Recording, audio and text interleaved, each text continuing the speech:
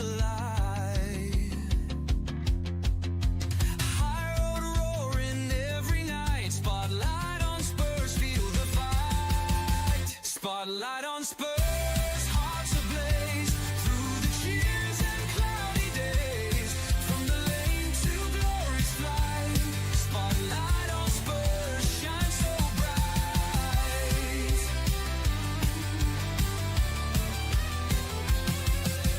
Echoes rise when we take the field.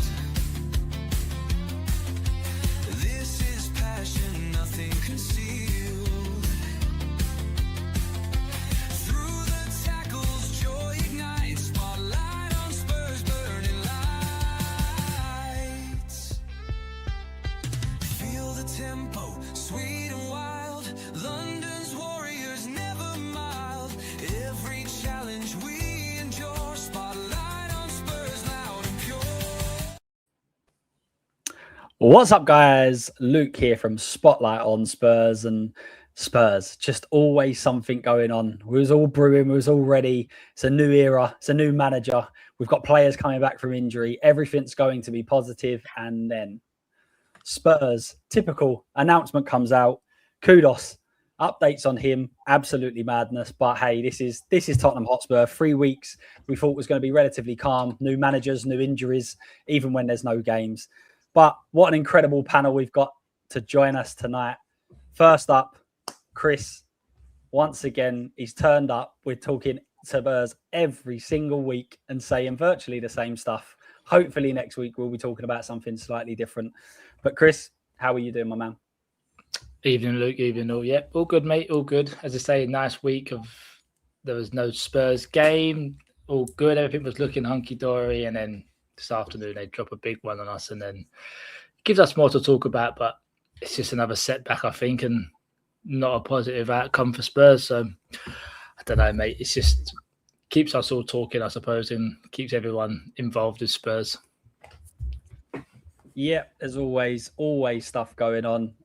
Joining us today, returning guests, both of them. Rick, how are we doing, my man? Thank you very much for joining us. Hope you're well. My pleasure, mate. We're just to kind of timestamp this at about 11:30 this morning. I was looking forward to Sunderland at the weekend. And then Spurs being Spurs, right? Just, yeah.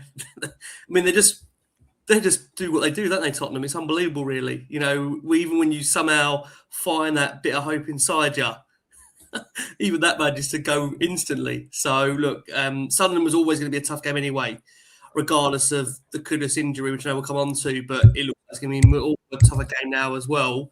I'm just concerned because Spurs announced that on the Thursday, the injury news. Now I'm thinking, God, what's to come on Friday? Because you just never know with this football club. You absolutely have no idea. Who gets an injury that rules out a player potentially for the whole season during an international break when there's no matches? Like, it's just... Tottenham. But if anyone can, Spurs can. Exactly. Ash, my man, thanks again for joining us. I hope you are well. How's things with you? Yeah, big up, man. Thanks for having me on once again. Big up to the chat and to the people watching live. Yeah, man, listen. This is what Spurs does to you, man. I think we'll be used to it by now, but there's always a surprise around the corner. Every time, man. We just can't have nice things. I said it before, man. Like, it's just typical Spurs. You know, I think like what we've done in our previous lives, we must have just pissed off someone. We must have, like, I don't know if it's for this amount of years, Ash. I don't know if it was my dad. I don't know if it was my unknown sister that I haven't met yet. I'm just saying someone's done something wrong, like in my family or ancestry, and they were like, "Yeah, you support Spurs," and then. I don't know, man. It just doesn't make any sense. But look, we move, man. It's not the end of the world, even though it feels like it. I'm not going to lie. When I woke up and I saw that news, it wasn't in the morning. It was like lunchtime, I think. But when I found out the news, I was just so pissed. I'm not going to lie. I was, you're just shooting at anyone. It's your fault. You're the reason. Like, why are we celebrating? Huh? When they came to Nottingham Forest and they pumped us, like I was doing the most. Lange just thought, but I know we're gonna get into it anyway. Mate, this is just it. It's Spurs. Like you just cannot, as Rick said, we wake up tomorrow and we could be hearing some other mental news. This is just every single day there seems to be something coming out, and just this is just madness. As I say, we're all sitting there thinking that Kudus is going to be a big player for us come the end of the season. 7 games, massive games, every single one of them. And then you wake up to that news. So we've all touched on it a little bit, but let's just quickly go over it a little bit more. Chris, what are your thoughts on this news? Is this just were we awful people in a previous life, as Ash has alluded to, just because we are Tottenham Hotspur supporters? Is this just a real negligence on the medical side? Is this because it's just down to the players? Is it some hoodoo over the stadium and the training ground? What do you pin this down to? Because the list is just absolutely ridiculous for long-term injuries over the last 2, 3, 4 years. It's just crazy, right? Yeah, I mean, the ongoing history of injuries is terrible, but someone's definitely looking down on Spurs this season and going, how much more can these take before they actually, they just don't take no more and they just all just go absolutely mental. And I think we're nearly at that breaking point now, because for me, Kudus was going to be one of the players that we was all looking forward to come back and sort of spark that attack for us, and the one player that I was looking forward to bringing us some sort of hope on the pitch going forward. But with him out and no sign of any other attacking players coming back, you're sort of just sitting there thinking, what is De Zerbi going to do, and how are we going? Because he probably thought when he joined in the first couple of training sessions, from what I understand, he was training this week. So De Zerbi's obviously looking at him thinking he might be able to play some minutes on Sunday, and then I've got him for next week. And now it's all gone wrong. So, it's massive blow. And there's someone definitely, as you say, we've all either done something in a previous life, or someone's just trying to give the worst season that a football club could ever go, and just give us all the pain. 3 managers, all the subs, everyone's injured, no one's coming back. It's all going to go wrong. Yeah, Rick, obviously, as we've said, kind of just absolutely madness that this sort of thing happens. But obviously, we had the news, I think I was on your show when the day we sold Brennan Johnson. I was saying I think it's a big mistake, because I don't think that this board are clever enough to have a plan in place where we now go and sign somebody else. Obviously, a few days later, Kudus picks up his injury. And since then, we've had Porro, I think Spence played there for a period, Souza, Gallagher, Bergvall have all played right wing for us, because we essentially have nobody. And now what rumours are is that Kudus is out for the rest of the season. It's just making that January look worse and worse every single day, basically, right? I'm just glad we never panicked, Luke. I'm just glad we never panicked, mate, really. When you look back at it, I mean, how relieving was it we just never panicked or didn't want to throw any money at it? Just unbelievable, really, isn't it? And I mean, again, I do think decisions that you take have consequences to them, right? And I think, look, whilst we deserve to have Kudus in a Spurs shirt, given the nature of how unfortunate we've been with injuries this season, you'd probably argue and say, well, the way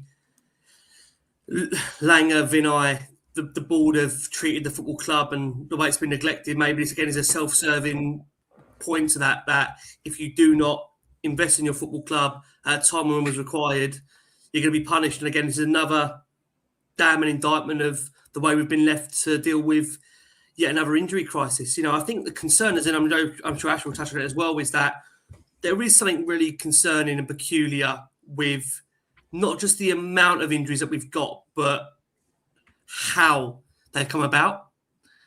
Because there's just such a bizarre nature to a lot of these, where players are already going through an injury, you'd say rehabilitation period, then there's a further setback. So how is that happening? What are we doing in terms of managing these players back from injury, which would then cause them to set back? And you have that concern as well, because apparently from what you hear, we've revamped the medical team in the last 12, 18 months. So if anything, you've also got new people that are also involved in the club, and you'd surely be seeing an overseeing of what's going on. So Yeah, absolutely staggering, really. Absolutely staggering. You know, you say 1 or 2 injuries that have setbacks, okay, that might be unlucky. But when you're talking about 7, 8, 9, 10 injuries in a season, and a number of them have been full setbacks, you wonder, how is that happening? What are we doing in terms of the rehabilitation? And people have to remember, this isn't one season. This is what, the last 2 or 3.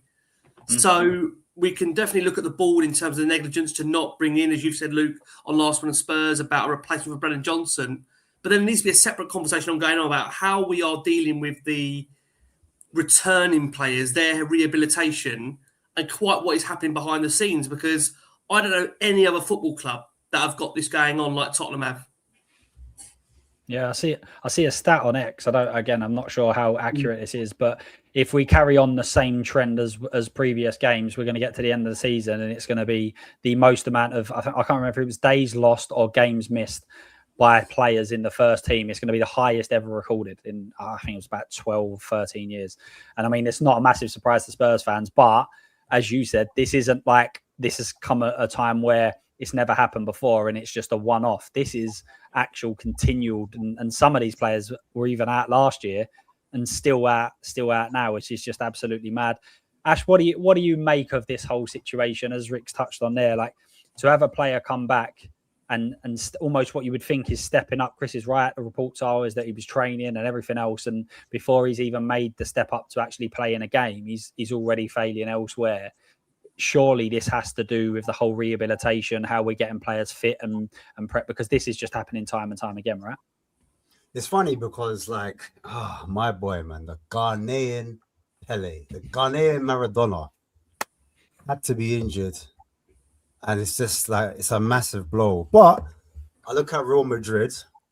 I know they're completely different, but they have a stadium similar to ours where it opens up and they've got a pitch underneath.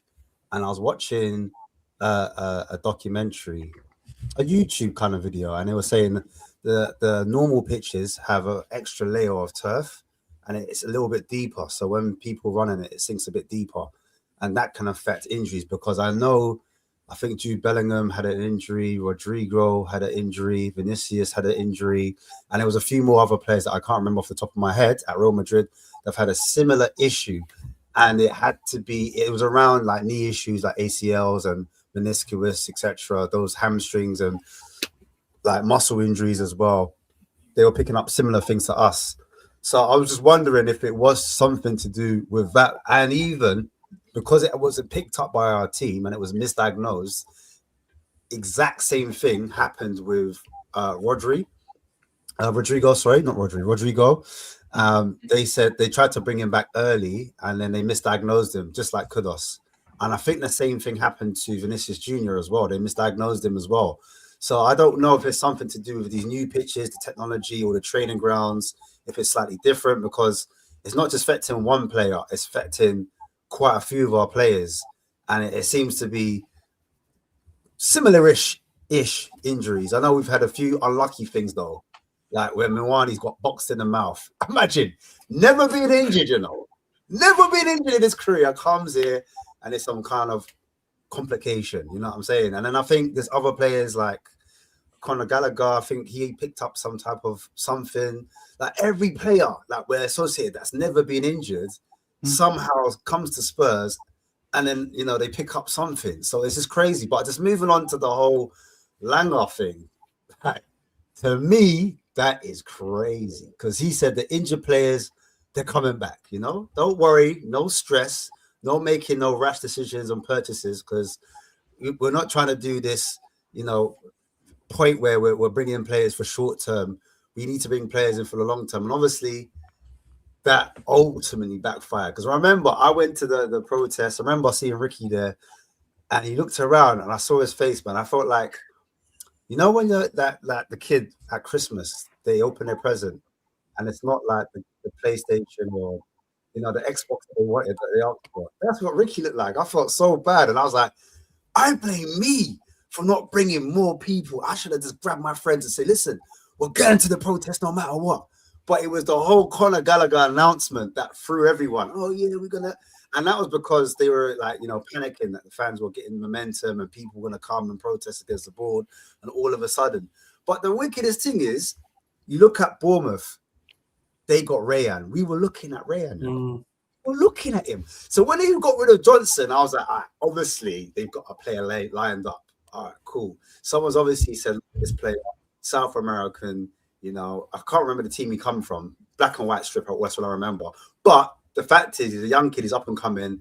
Bournemouth were like, yeah, we'll take the punt, we'll take him. Fulham, Oscar Bob. Man City didn't want no more of Oscar Bob. Fulham were like, yeah, we'll take him. Do you know what I mean? So it's not like other clubs weren't doing business. Then the wickedest thing is Monaco, they actually got a player in. You know, they got a Dinger in and they got another guy in. I forgot who it was. And I thought, oh, perfect. That means Akalu is coming. He wants to come as well. He isn't like send that from back. Like, we know there was lots of rumors and links. He's just been respectful. And I thought, okay, this is a guy that's played against Spurs, can play on the right wing or midfield, a ball playing kind of, you know, player that we need in our squad. Someone that's got technical ability, something that we might be missing. Who can help with some goals and assists. Right age as well, 22, 23, sorry. Not too young, but just got the right level of experience, Champions League experience, more than 2 years, came from Monaco's academy. Listen, I could go on all day, bro, but to summarize it, shambles, negligence, and listen, if they're still here by the summer, sorry, let's talk about Lange in particular. If Lange is still here by the summer, then we should riot, man. I don't know what else to say. I don't know what more that needs to happen to Spurs before like we actually wake up and we actually react to these things that are happening. You know what I mean? So yeah, that's what I got to say, man. Yeah, it is mad, and we'll touch on Lange in just a second because I have got a question for you guys, all of you, really, on that. For anyone that hasn't already heard or has forgotten the quotes, Lange said during, I think it was on the 4th of February, I think it was just after the transfer window had finished, the injured players are coming back, and while making a stress purchase may give you a nice immediate feeling, there's no point in signing players who can't help us either in the short or long term, which has resulted, as I said, in Conor Gallagher, Bergvall, and several others all playing right wing. But one thing I want to touch on De Zerbi in a minute, but Chris, in terms of Lange, where does De Zerbi's appointment sit now, and where does that position Lange in terms of Spurs going forward? Because obviously, from what we can gather, De Zerbi was the one that was picked by Vinay and Lange. However, De Zerbi was someone, and Tudor also was someone that was put forward by Paratici previously, and they decided to go down a different route. Where do you think this actually sits with Lange being the man going forward? Because in an ideal world, you'd put a director of football in first, who then goes and picks their manager. So is this a situation where Lange has picked him and therefore going to stay? Is it just we've said we can't wait around, we can't do the ideal scenario, we just need someone in now, and you think Lange will go? Where do you currently sit with where we're currently at with Lange? Well, based on what's happened since he's been in, it's not been good. Like he can't be sitting there thinking he's done a good job here. The statement from February for January's transfer window is shocking. For me, it's mismanagement. It is. Ash is right. It's an absolute shambles how the club's being run. So this whole reports coming out about us trying to get a second director of football, for me, it needs to be a straight replacement, because he's clearly not come in and done what needed to be done. And I'm sure he come in on the basis that he wanted Thomas Frank in as manager as well, along with Ange. He wanted Ange in as well. So if De Zerbi's come in and it's not an appointment that Lange probably did want him, but it probably wasn't his first choice. In my eyes, Lange needs to go. There's no way at the end of the season, whether we stay up or we go down, he cannot stay in the job, because he's in my eyes, he hasn't brought any benefit to this club. Yeah. I mean, there's so many different bits and pieces that you can kind of drill down in.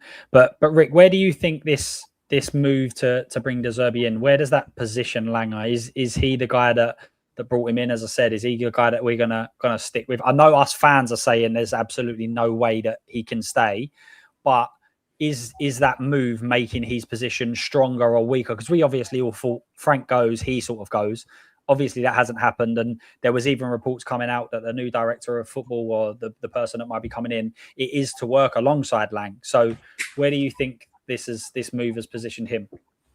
Well, I mean, based on so far what we've seen of negotiations with Lange at Tottenham, I'd be absolutely staggered if he was involved whatsoever in the negotiation for De Zerbi, because I think him trying to convince anybody to join us with any real gravitas would have absolutely fallen on deaf ears. So, and I'm also very sceptical about how much Vinay Venkatesham was massively involved in the Roberto De Zerbi appointment. I would have thought maybe it's been headed up by Nick Boycha, who seems to be more of a growing influence behind the scenes of Spurs.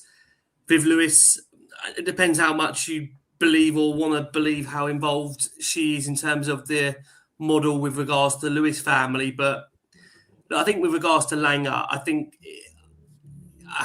we all have come to this conclusion quite a long time ago that his niche seems to be in being able to entice young players to come to the club, the likes of a Gray, a Bergvall. And by the fact that Paratici was seen as the man that was going to be handling the more senior level transfers originally, I think it tells you all you need to know about Johan Lange's position. So, look, nothing surprises me in the world of Tottenham. I mean, look, realities, like you said there, Luke, normal circumstances would be that he should have left alongside Thomas Frank because he was Thomas Frank's man. You'd imagine he was very heavily influential in terms of that appointment. But I think we've come to a point now, we're so far down the line with Lange that I don't think it's going to happen now until the end of the season. But I really have a lot of scepticism in terms of how influential either Vinay or Lange was in the appointment of Roberto De Zerbi, purely because, I'm sure we'll come on to it, this was a Paratici recommendation, number one.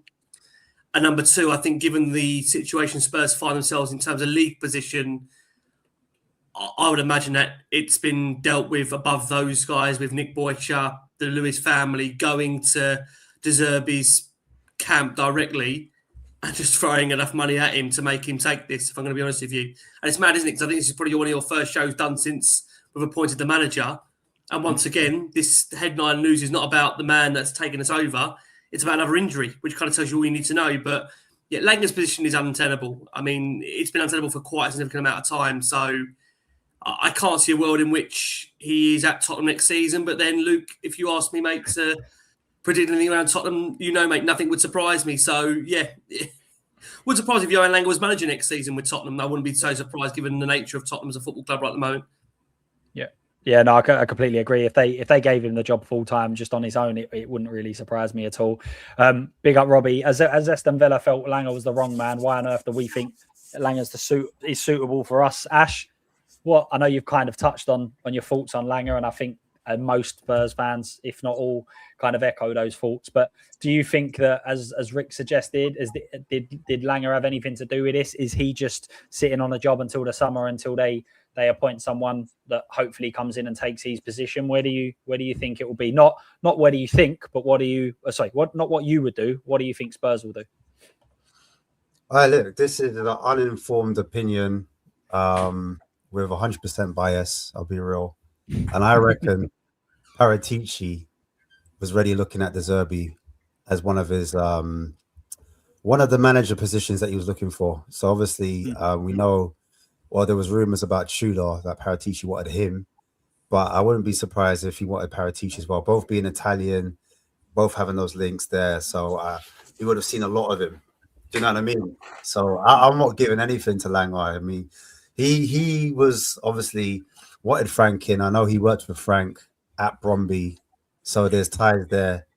And so the whole point was they wanted to keep and stand by their man. I think Vinay was a part of that because they wanted to do the whole Arteta thing. Do you know what I mean? Stand by your man. Stick by our coach, because we've been hiring and firing too many managers along the way. So, but the problem is that they chose the wrong guy. They chose the wrong guy to stick by. And it was had our club plummeting down to the relegation zone. We've ended up sacking Frank when we were 16th. Fast forward now into into De Zerbi. De Zerbi, obviously, he wants a bit more control, and I think they've given it to him. So I'm not too sure if you can have De Zerbi with all that control, then another director of football that's like, worth the salt that he's got minerals about him? Is he going to want to come to Spurs and then and share that power with De Zerbi, and then have Lange there as well? But what's Lange doing? Just scratching his balls. So I personally think Lange's got to go, but I can't see no other way. That's what I personally think. I think he will. I think that all they're doing is waiting for the summer to announce it. But I mean, the pessimist in me would say that, you know what, they don't know what they're doing, and I wouldn't be surprised if Lange would be there to the foreseeable future to see at the end of his contract. But like Ricky was saying, you don't even know who's running the actual show. But when Nick Bishop will come in, who's meant to be the owner or meant to be running Tavistock, he's not meant to be Nick. Like, he's coming in and he's just doing his, I'll fire Frank then if you lot can't do it. I'm like, whoa, hold on. So who's in control here? Do you know what I mean? I thought it was meant to be Viv. Okay, Viv gave the power to Vinay. There's too many like there's too many names here, And I'm probably missing a few other names as well. There's too many cooks in the kitchen. So yeah, man. Right now, there's no football control, and I think a part of me looks at it and says, you know what, Robert De Zerbi having all the power, at least he's a football man and he'll be better than Lange. You know what I mean? But then a part of it is, if we were to get a football director in, like Win Stanley, I know we've been looking at him, former director of football at Chelsea and Brighton as well. He would know about De Zerbi as well. But I don't know if they would clash or if they would get on. And I don't know if he would want to give up power as well to De Zerbi. So there's a whole heap of things that in my head. And the other guy was Kel, wasn't it? The other director of football. So does he want to give up power? A lot of them have got egos, and they think they want to know. They're going to know what they want to do, want to have, what kind of players to bring in. I'm not too sure, bro. I'll be honest with you. Yeah, and that's why I asked the question, because obviously, as the reports are, De Zerbi wants more control. Apparently, it was one of the reasons he fell out with the Brighton board and everything else. But if we're doing that and then we're trying to bring in a new director of football and we're trying to say he's going to then have the power, but we've just promised it to a manager to have a bit more power. If they're not appointing each other, so if the director of football is not appointing De Zerbi, are we going to get a director of football in that is going to get on with De Zerbi and sees the right thing? But is that the best thing for Spurs? Like, Spurs always seem to, even if we make the right decision, we make it at the wrong time, or we just make the complete wrong decision, which is most of the time seems to be where Luke, we're at. It's almost like Lange would be great for that role because he's a bit of a yes man. Yes. So that's why I'm asking the question: is he perfect for De Zerbi? Because as you said, I said from the very start when it was all mentioned that actually we may be going back down the same route of having two director of footballs. Anyone that's any good is going to say, I'm not sharing the role because I'm better than that. I deserve it on my own right to do it myself. So actually, if you're bringing in a director of football and saying that you're not going to have as much of an influence as most because the manager's now going to have more, you're not going to get the high caliber of director of football anymore because they're going to say no. Even when Stanley, he might want to have his own crew. He might want to bring in like his data team. Do you know what I'm saying? He might want to bring in his head scouts to come in looking for football. And then they've all got to sit down and, brother, it's mad. That's all I can say. Big up, Gary. Big supporter. Thank you very much, my man. Guys, I am throwing, as if you're following this channel and watching this channel, you're already following Spurs Kings and Last Word on Spurs. But I'm putting the links in. If you're not, for any weird reason, please make sure you go and subscribe to those channels. Chris, we're going to come on to you. We did have the stream last week where we was talking about De Zerbi. Obviously, we had no communication from him whatsoever, other than I think it was a 45-second introduction. However, now he's released a statement. Obviously, Spurs have spoken to him about some of the concerns that I believe was quite fair from a lot of the fan base in terms of the support that he had gave Mason Greenwood, etc. But now things have settled down a little bit. He's made that statement. Obviously, there does seem to be a little bit more positivity up until the injury news today. Where do you kind of sit with De Zerbi, and are we more likely now to stay up with him at the helm, albeit the fact that he plays very, very different football to what we would previously have seen, and obviously we want to try and see if he can implement that. But what do you think in terms of De Zerbi? I think having a full-time position filled now is good. I think the interim is always going to be potentially the players might not want to. They might not have wanted that role, and it may have been that they wouldn't be fully committed. I think, but having that permanent manager in there, and he's come out and said that no matter what happens this season, he'll be here next year. So I think a lot of the players will turn around and go, if I want to stay here, if I want to learn from him. I mean, previous players and coaches that have worked with De Zerbi have all come out and said, like, what a manager you've got, what a coach he's going to be. So we've all said that about a few previous coaches, I think. So let's hope that he can come in and do what he says on the tin. But for me, I'm not judging De Zerbi on what he's done. I'm very optimistic about what team he's going to play on the weekend.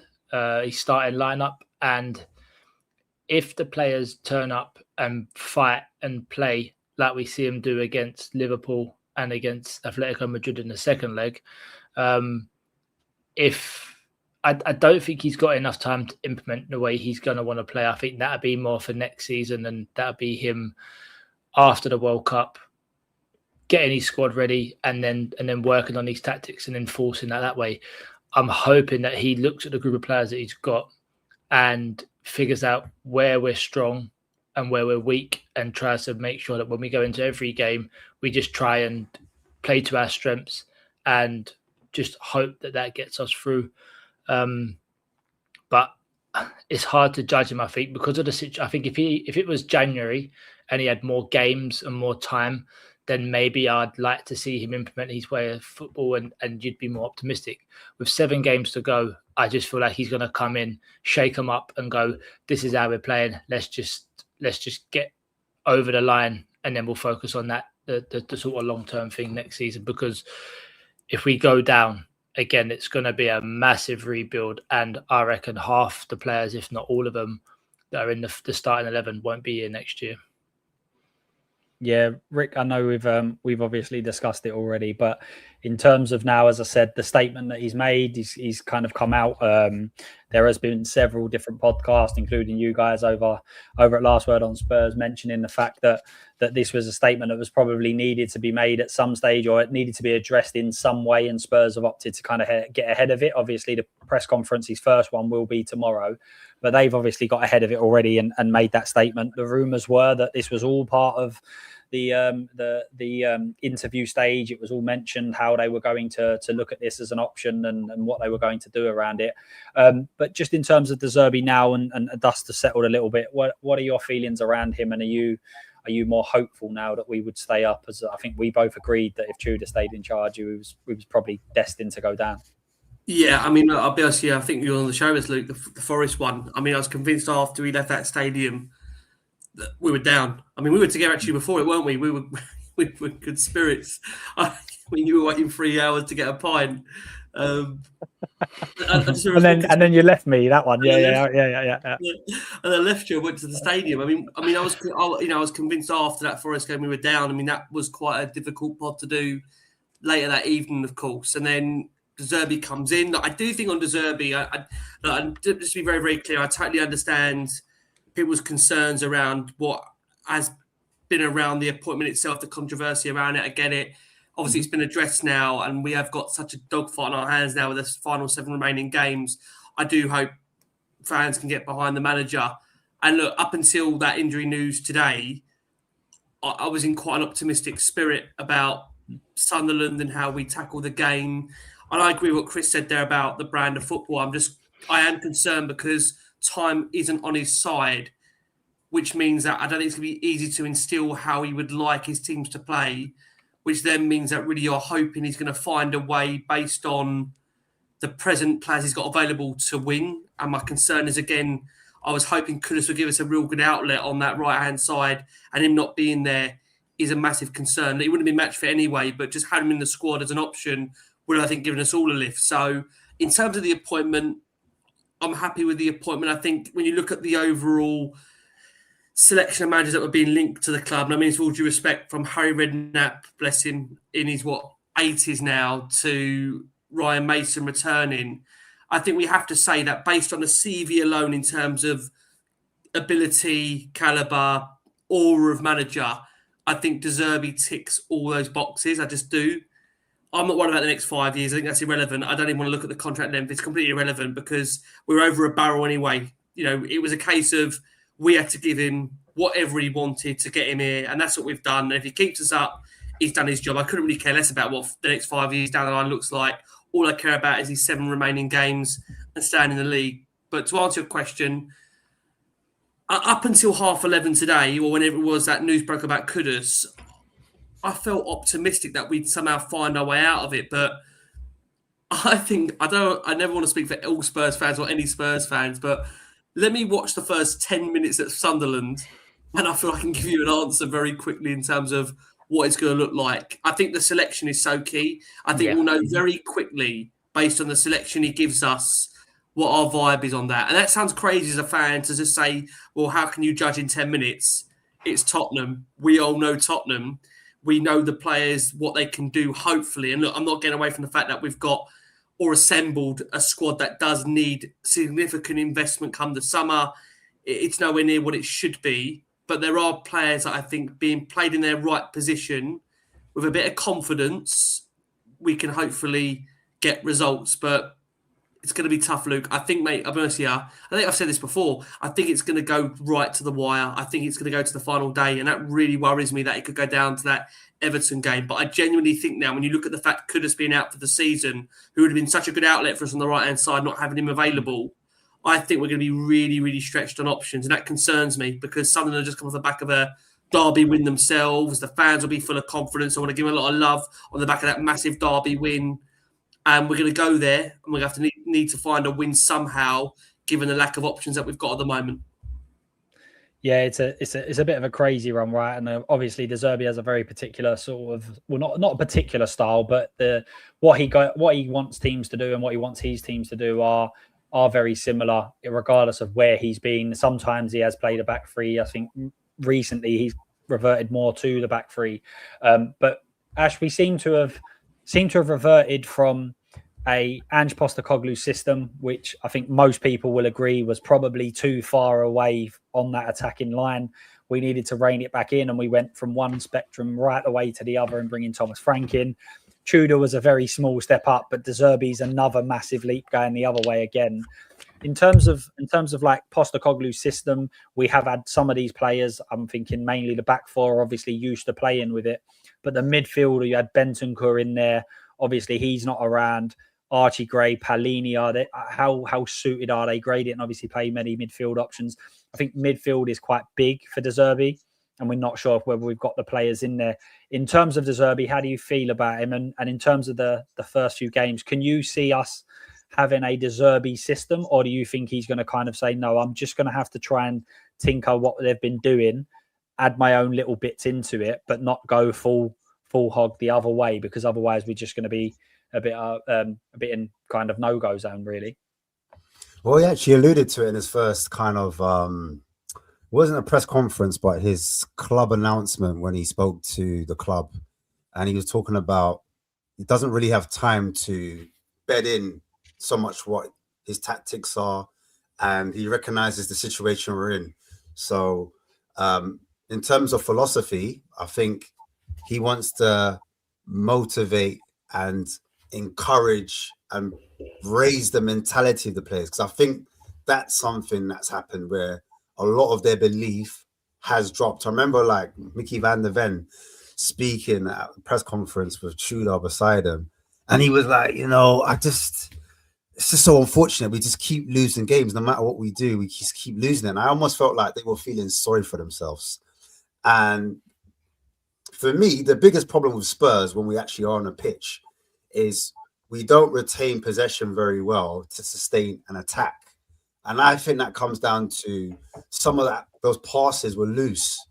And I think when you're passing and it doesn't get to the target, a lot of the times it's just confidence. Do you know what I mean? You're not punching it. You're not hitting it with that, venom, with that ferociousness, that belief that you can get it to. Because some balls, they need to be a little bit quicker, a little bit faster to get it to feet, to beat the press, or to literally beat the man that's in front of you.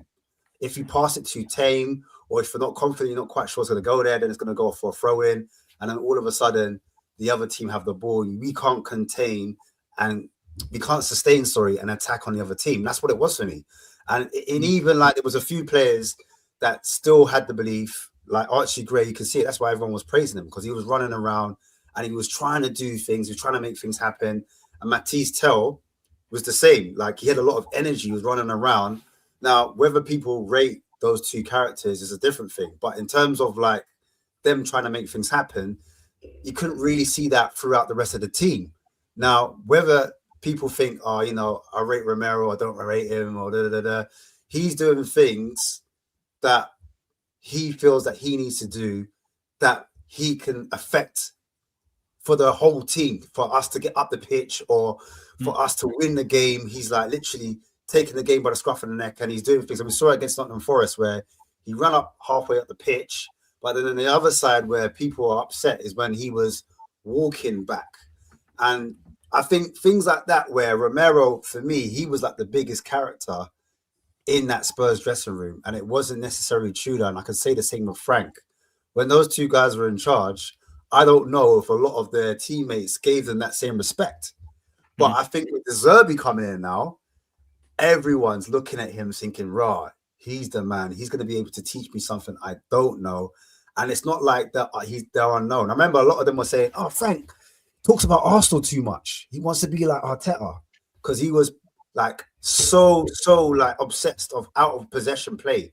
And that's what Arteta, you've seen Arteta lately, he's very scared to lose games. Do you know what I mean? And I think Frank was the same. He saw the injuries, he spoke about it as well. They were trying to address that whole injury thing. So he wanted us to run less. And you saw our running metrics went up when Tudor took over. He wanted us to run a lot more, where Frank was a bit more, you know, let's not risk it in the middle. Let's play around the sides. Let's be safe. I'm looking at pictures right now. These are the latest pictures. I'm seeing Romero smiling. Do you know what I mean? I can't tell you the last time I see Romero crack a smile. I'm seeing even Conor Gallagher. Since he's come, I've not seen him smile. He's smiling. Him and Porro got their arms around each other. They're like, so for me, those small things, whatever he's saying to them, they're smiling, they're enjoying the football. I remember in the training video, he's like, enjoy. Touch, one touch, two touch, three touch, one touch. And then he goes to talk to them. He says, listen. Alive. Calm. Because when you're playing football. Bravo. Yeah, listen, when you're playing football, you have to have fun. I know we're like, oh, these are professional footballers and they need to get paid. But at the end of the day, they're humans. And the best way to play football is like when you're a kid and you're playing on the playground and you know, you're not thinking about who's like when there's hundreds of thousands of fans screaming your name, sometimes players can't hear that. They're in their own zone, they're locked in. But at the same time, they're enjoying the football. When you enjoy the football, it shows. And I think that's what he's come in and done. So forget about tactics for a second. He's getting them and he's giving them one-on-one advice, how they can improve, how to like, you know, do things a little bit different. And they're like, oh, finally, I've got a teacher here. Someone that's coaching me in a different way that I never knew. And I think that's the way he's trying to bring up the morale in the squad, basically.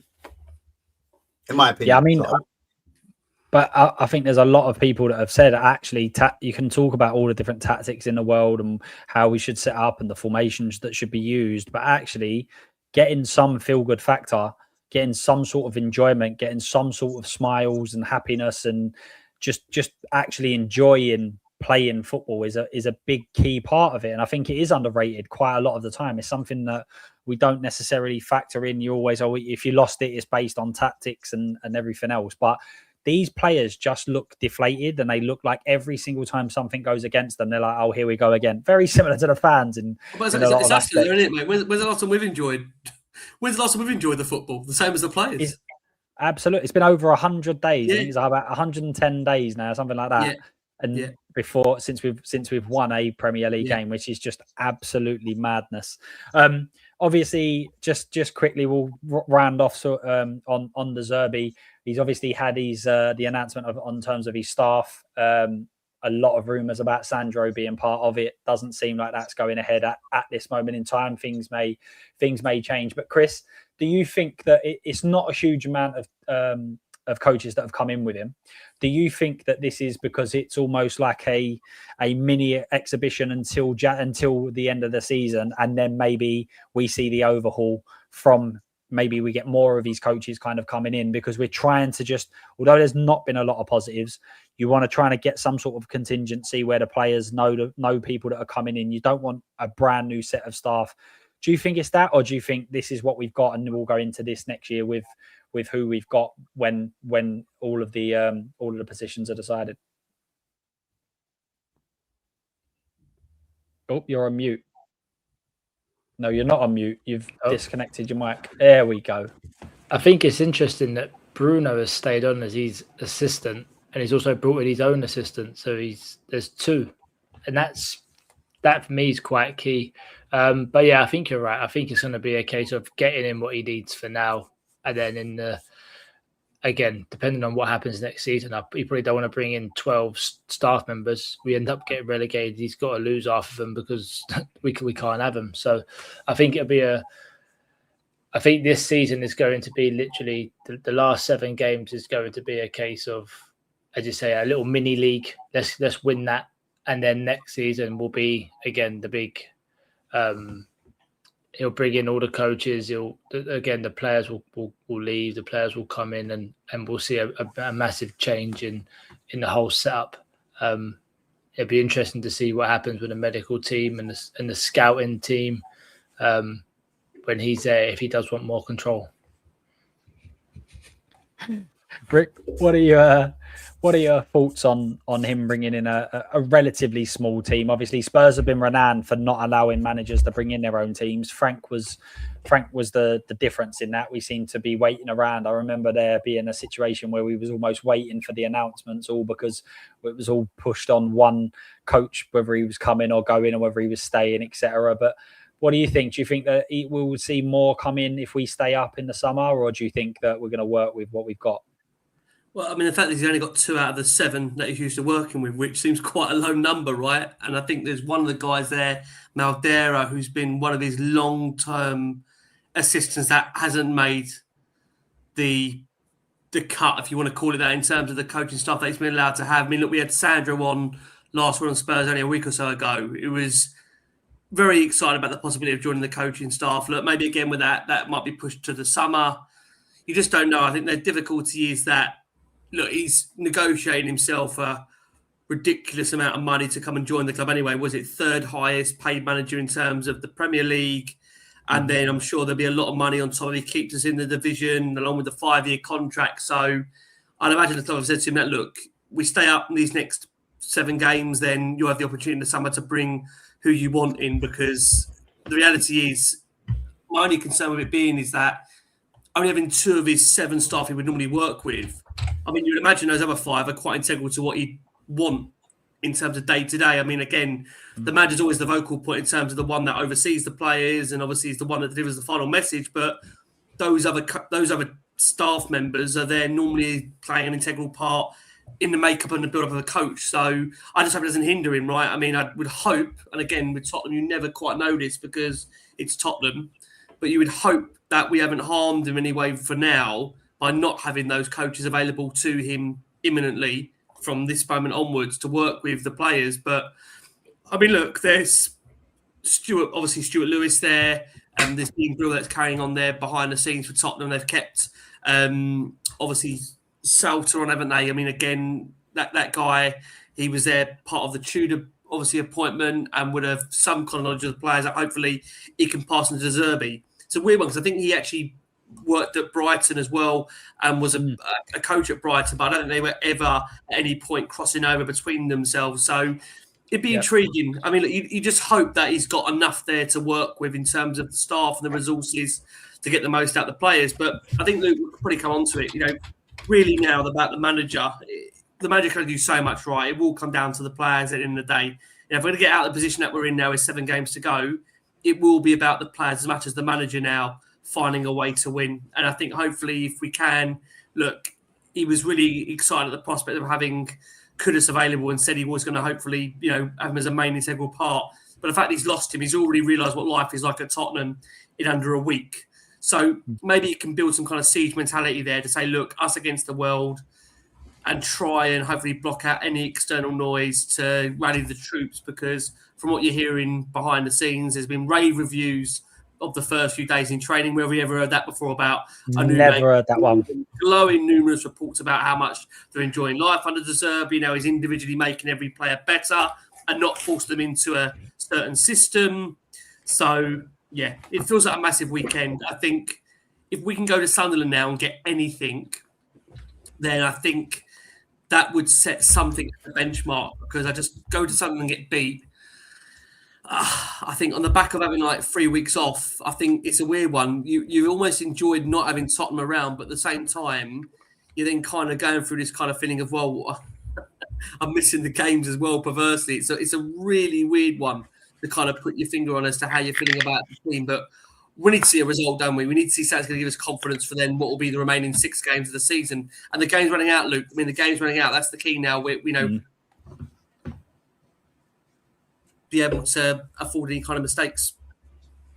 Yep, games are running out, as you said, seven currently. You got, obviously, after the weekend, it's only 6 left, and I think so many Spurs fans have almost been like, "Yeah, we will get out of it. It will be okay. There's enough games." And now you're looking at it again. Actually, there's not many left. Ash, what do you make on the small amount of coaches that have come along with him, or is this just yet a typical Spurs situation where we've kind of asked the manager to come in, not really gave him what he needs? Or is it, as mentioned, is it possibly just wait until the summer and then we'll do a big overhaul of probably every single department yet again of Spurs that needs to have an overhaul?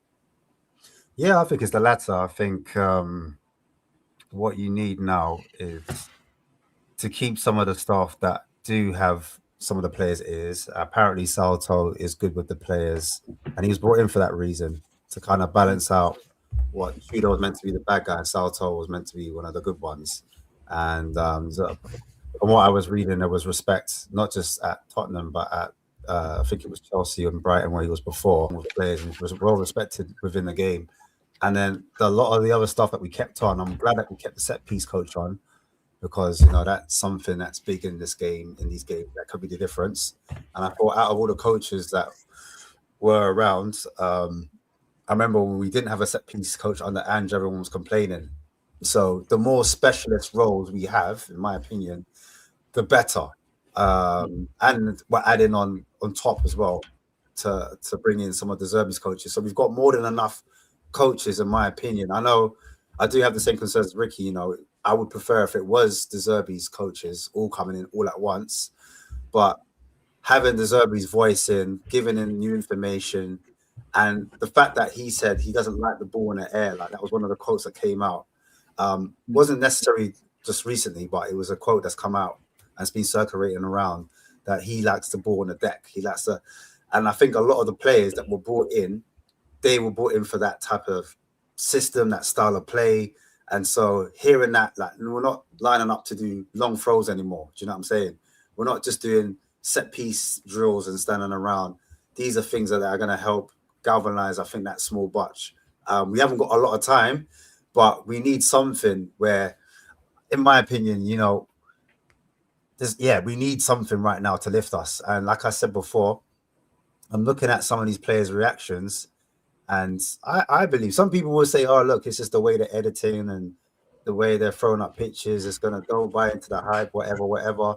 But I feel like as a fan, you need to, especially before a game, like the away fans, they need to give everything. So they're going to need to believe into it. So, and the players are going to need to believe that he's the right guy. So you need to have a little bit of delusion that you are the best, and we are the best fan base in the world. Do you know what I mean? So all of those little factors play into where we are. If we start, believing like, oh, maybe we're not as good as we are, and then that could seep onto the players and the coaching staff, and it could have a negative effect, in my opinion. So,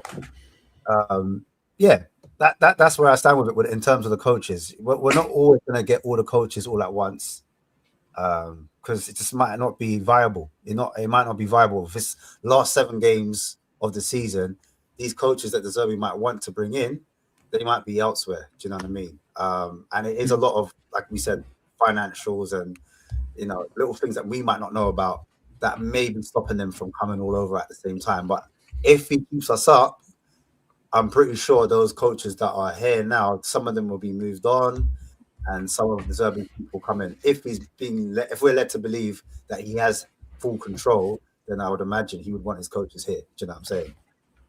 Yeah, 100%. And just another thing you can laugh at Spurs about in terms of staffs not coming or coming.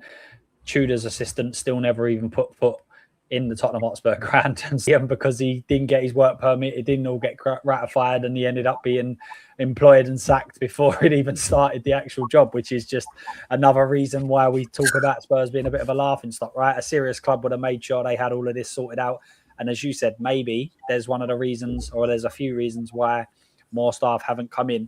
But big up, Russ. Appreciate you always supporting the channel, my man. Real test about Romero's ability as a captain now to get this done. Obviously, there's been some suggestions. Some people are saying that Romero might be removed as captain and he might look to employ his own one. I can't see that with 7 games left. I can't see that in the 7 games ago. I can't see that. That Romero's would be smiling. a massive thing. Romero's smiling. I've never seen him smile, bro. He's actually, the picture I'm looking at right now, I can see his teeth.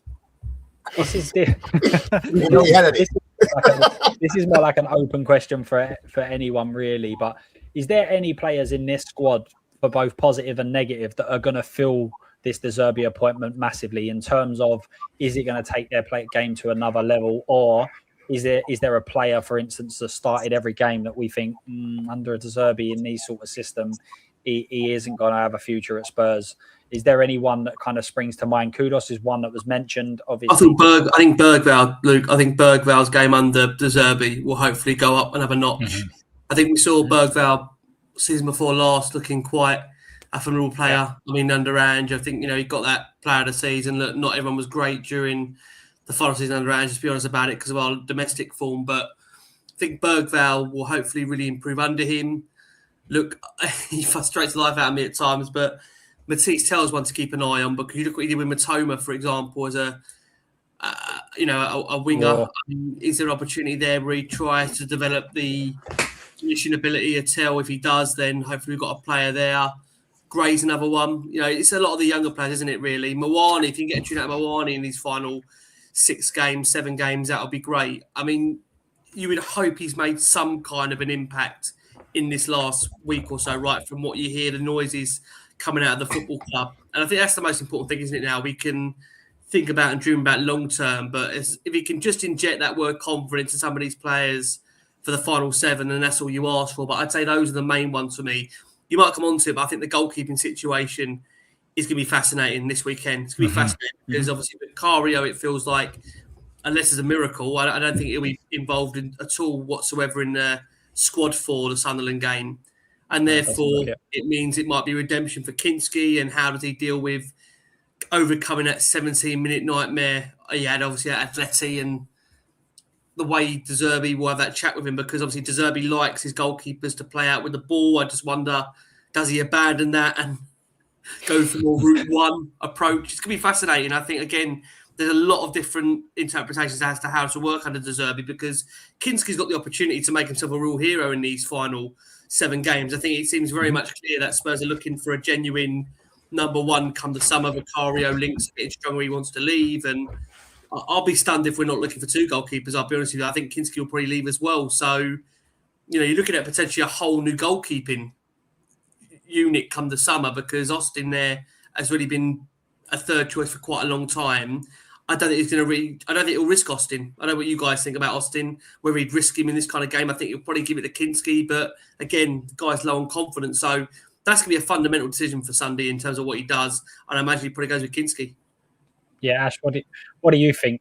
Chris put it also in the chat around the goalkeeping situation. Vicario doesn't seem like there's been any training. However, we never really see any pictures of Kudos being involved in training, and then they announced that he had been in training. So there's a possibility, but it looks likely that Vicario's out. Kinski, after, I can't believe it, you've just said it was 17 minutes, Rick. It felt like it was about 4 games he was in goal for that one game, but it was just 17 minutes. That was absolutely dreadful, to say the least. But Ash, what do you think De Zerbi will do, and would you do it differently?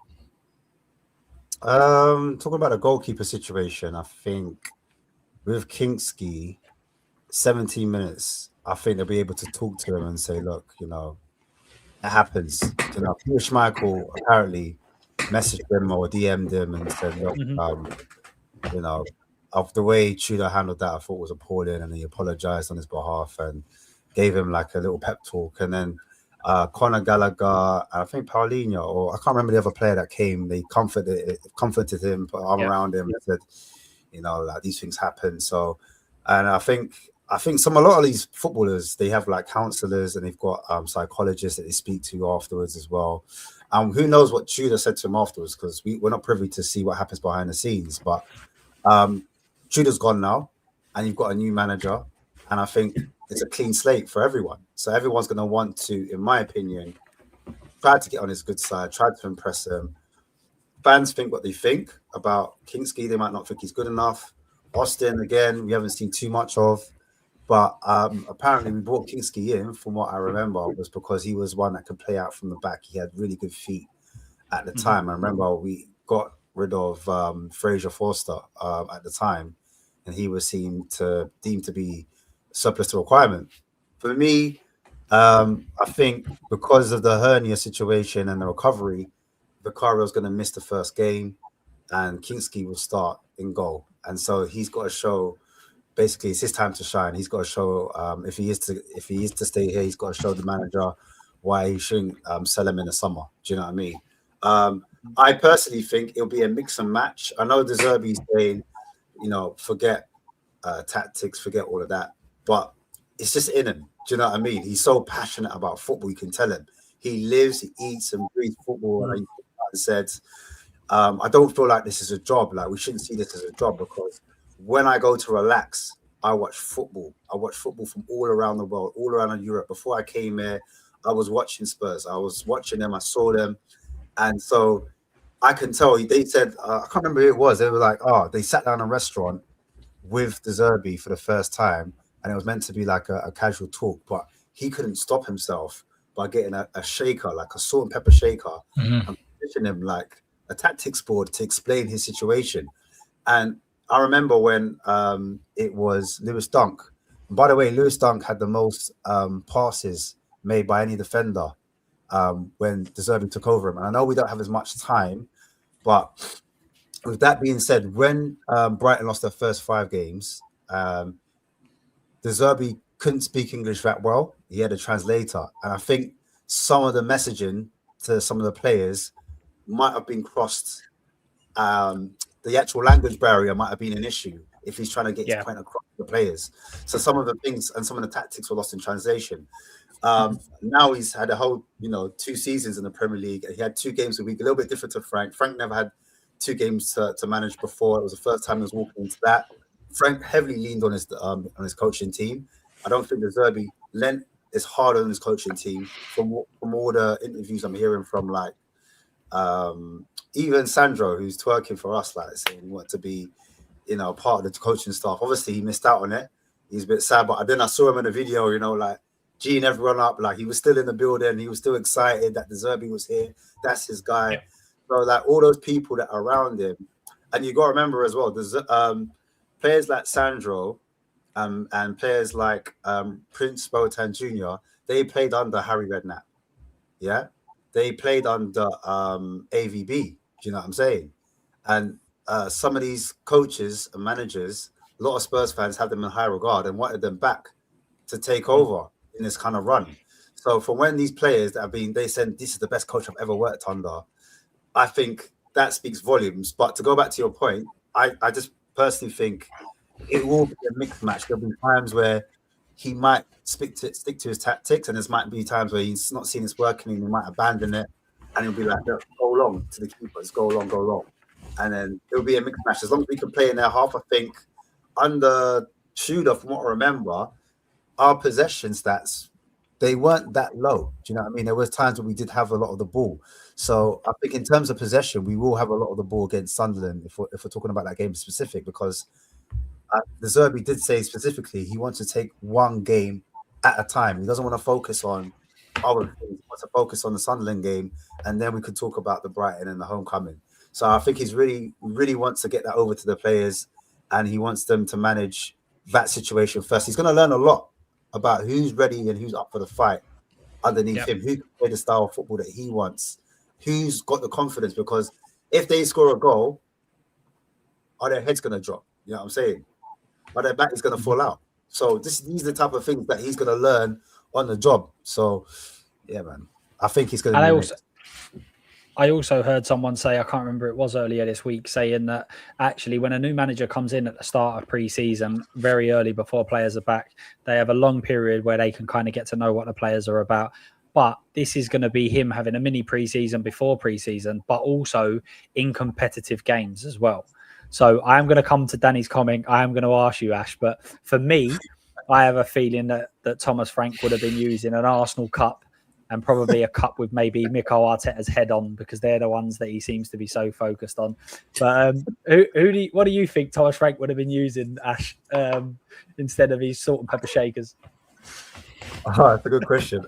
I don't think he'll be using anything at all, man. Maybe his tactics board. He did like the tactics board. He like the checkers, didn't he? He did like the checkers. There we go. There we go. Tactics board is all prepped and ready. Chris, obviously, as we was talking about going on to next year, obviously, he's made, De Zerbi said quite openly in his statement that regardless of what happens, he will be here now. I've seen loads of people already turning around and saying that they're not sure whether he'd be a championship manager, etc. But one thing I was keen to ask about is when you have a look at the young players at this squad, in this squad, most of them obviously out on loan now. I'm thinking Mikey Moore, obviously having an outstanding loan over in Rangers. Some of the feedback from Rangers fans is that they want him to stay and that they almost think he's one of the best loan players they've seen. Ashley Phillips has been nominated for Championship Young Player of the Year. Donnelly's had a decent second half sort of loan. Lankshire's obviously scored goals. Do you see us basically getting rid of some deadwood and kind of bleeding through some of these youngsters going into next year?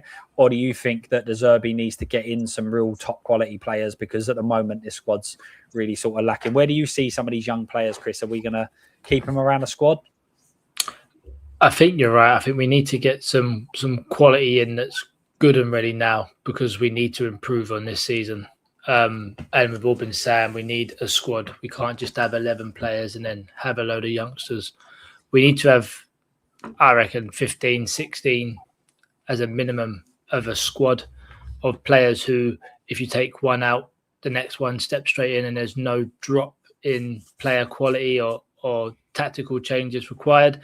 And then you have your youngsters in and around that first team just waiting to get their chance and gonna get that. So I'd like to see De Zerbi look at the youngsters and give them more a chance, probably even in the pre-season. And I know that we announced that we're going to, I think it's Australia, after the season to do like a post-season tour. So we'll maybe see a lot of them pop up there.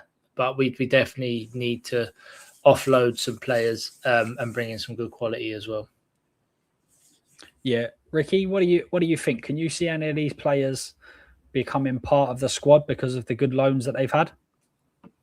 You know what, Luke? I'll be honest with you, mate. I'm very sceptical still around even the fact of De Zerbi being here next season. I've got to be honest with you and say that to you. I think, I've not actually allowed myself to look past the initial 7 games. I think it's not to be doom and gloom, because I want us to stay up and hope we're going to accumulate the points to stay up. But I don't think there's a world in which, if the unthinkable happens, I'm not sure he'll be here in the summer. I'm really unsure. And I know he's come out and said that he will be here, but I think the reality is that it's one thing saying it, it's another thing actually having to convince yourself to do that job. It's a massive, massive job, right? I think either way, whatever happens, if Spurs stay up or the unthinkable happens, this needs a really, really big, I would say, rejuvenation of the squad. A lot of players need to be moved on. I've already spoken about it in the earlier part of the show. You're looking at a minimum of 2 goalkeepers coming in. That's before you even look at the centre-backs of Mickey van der Ven, Christian Romero. I think minimum one of them will leave. You're then looking at someone, hopefully Pedro Porro. I don't know what the future holds for Pedro Porro. I think he's been heavily criticised this season defensively. Destiny Udogie, I like Destiny when he's fit, but not been fit anywhere near the level that he needs to be for the Premier League. Jed Spencer's been question marks around him. You then go into midfield. Sarr, what are we now, 3rd, 4th season? Do we know what his position is? Do we know how good he is? This is another thing as well, really, is to come on to, is that it's been really hard, in my opinion, to offer a real perspective on a lot of these players, because I genuinely feel it's a long time since I've seen them coached.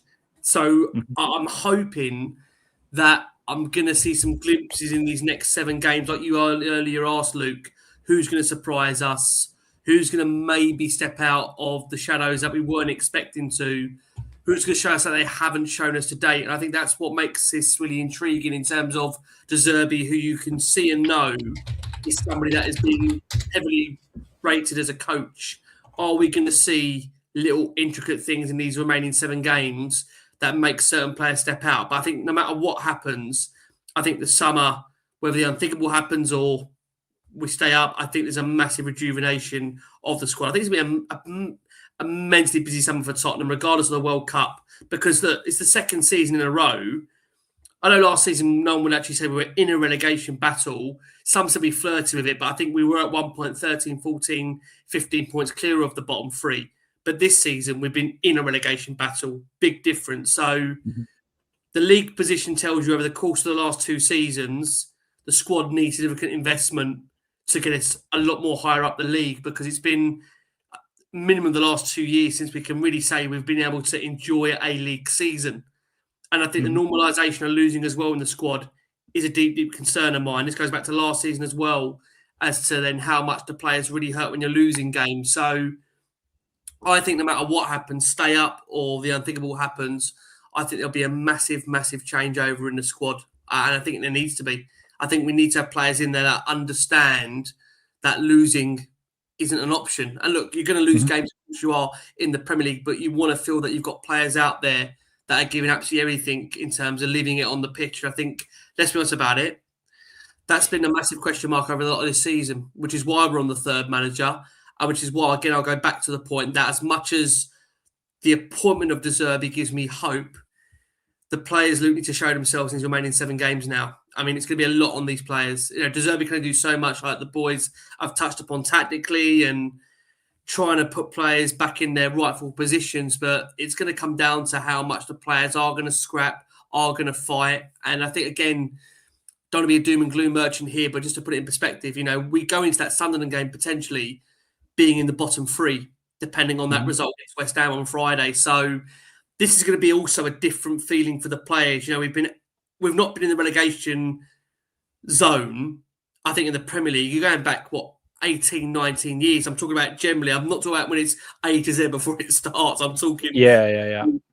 I don't think I can't remember the last time Spurs were actually in the relegation zone in the Premier League era. It's got to be Redknapp, no? It's got to be under. Not Yes, when Redknapp come in. Yes, 2 points to mate. But I'm even thinking like this far down the.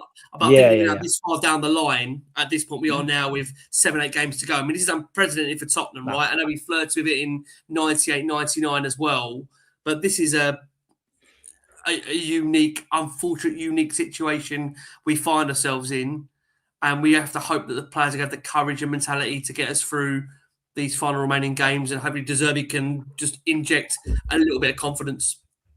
Yeah, there was been a lot of rumours in the last week or so about incomings, outgoings, fathers coming out making statements, agents coming out making statements. It is the international week, and it feels 3 weeks, nearly a month, but and Spurs is, as we've already mentioned, a mental club. So who's to know how accurate some of these quotes and comments actually are? So we'll come on to that in a minute. But Ash, in terms of those young players, obviously a lot of Spurs fans look at this current squad and also the staffing as well and say there's no one that's come through the youth. There's no one that kind of understands us, that fully gets Spurs fans. Can you see any of these guys being involved next year? Obviously, if we're in the Championship, let's talk about if we stay up and we're a Premier League outfit. Any of these young players? I'm not including Vuskovic in this because I think we all know that he seems to be at a very, very good level. So, but the other ones, Mikey Moores, as I said, Lankshears, Donnelly's, them sorts of players. Yeah, I think we've just signed, I think it's Malachi to a new long-term deal, 21-year-old young academy prospect. And also Olusesi is being talked of really highly. He's been spoken about the same kind of level as Keith Smith, which is really high. Do you know what I mean? I don't know if I agree with that, but he is looking promising. He did come in and feature, and he had a little cameo. Didn't lose the ball when he came on, looked quite strong. Knew when to release it as well. Didn't do too much, just, proper footballing IQ when he did come on. But De Zerbi's known to improve young players, albeit to caveat my own point. I know at Brighton they had a better academy, they had better young players, and their recruitment team's far greater than what we have at the moment. He obviously brought in Hinshelwood from the academy, drew him in from right back. He obviously is a midfielder, but by trade. But as under De Zerbi, he likes to put midfielders in right back. And when you put players in different positions, they start to learn a lot more of the game and they become better as footballers. We've seen that with Archie Gray. Obviously, he's played along the back line, and now in as a midfielder, you can see him to starting to improve. That's the reason that there's links to Liverpool, Archie Gray, and the same with Bergvall. Bergvall's been linked to Liverpool and Aston Villa. But yeah, De Zerbi, he's improved. João Pedro, obviously, João Pedro was new to the league, very young at the time. He got him to a certain level. Now he's flying at Chelsea. He's got Baliba, obviously. He was really high on a lot of people's lists. Manchester United being linked with him constantly. He's a player that they quoted for 100 million. Verbruggen, of course, goalkeeper. He's improved him. He was a young player when he came in. So there's another player. But some other players that people might have forgotten about. Enciso, he was like a number 10. He played really well. Also, Ferguson, the Irish young kid. A lot of people were saying, if Harry Kane goes, should we bring in Ferguson at the time? Yeah. There was a lot of people talking highly of Adingra. I don't know if you guys remember Adingra. He could play as a right winger or a left winger. He's at Sunderland now, no? He's gone from Sunderland to Monaco.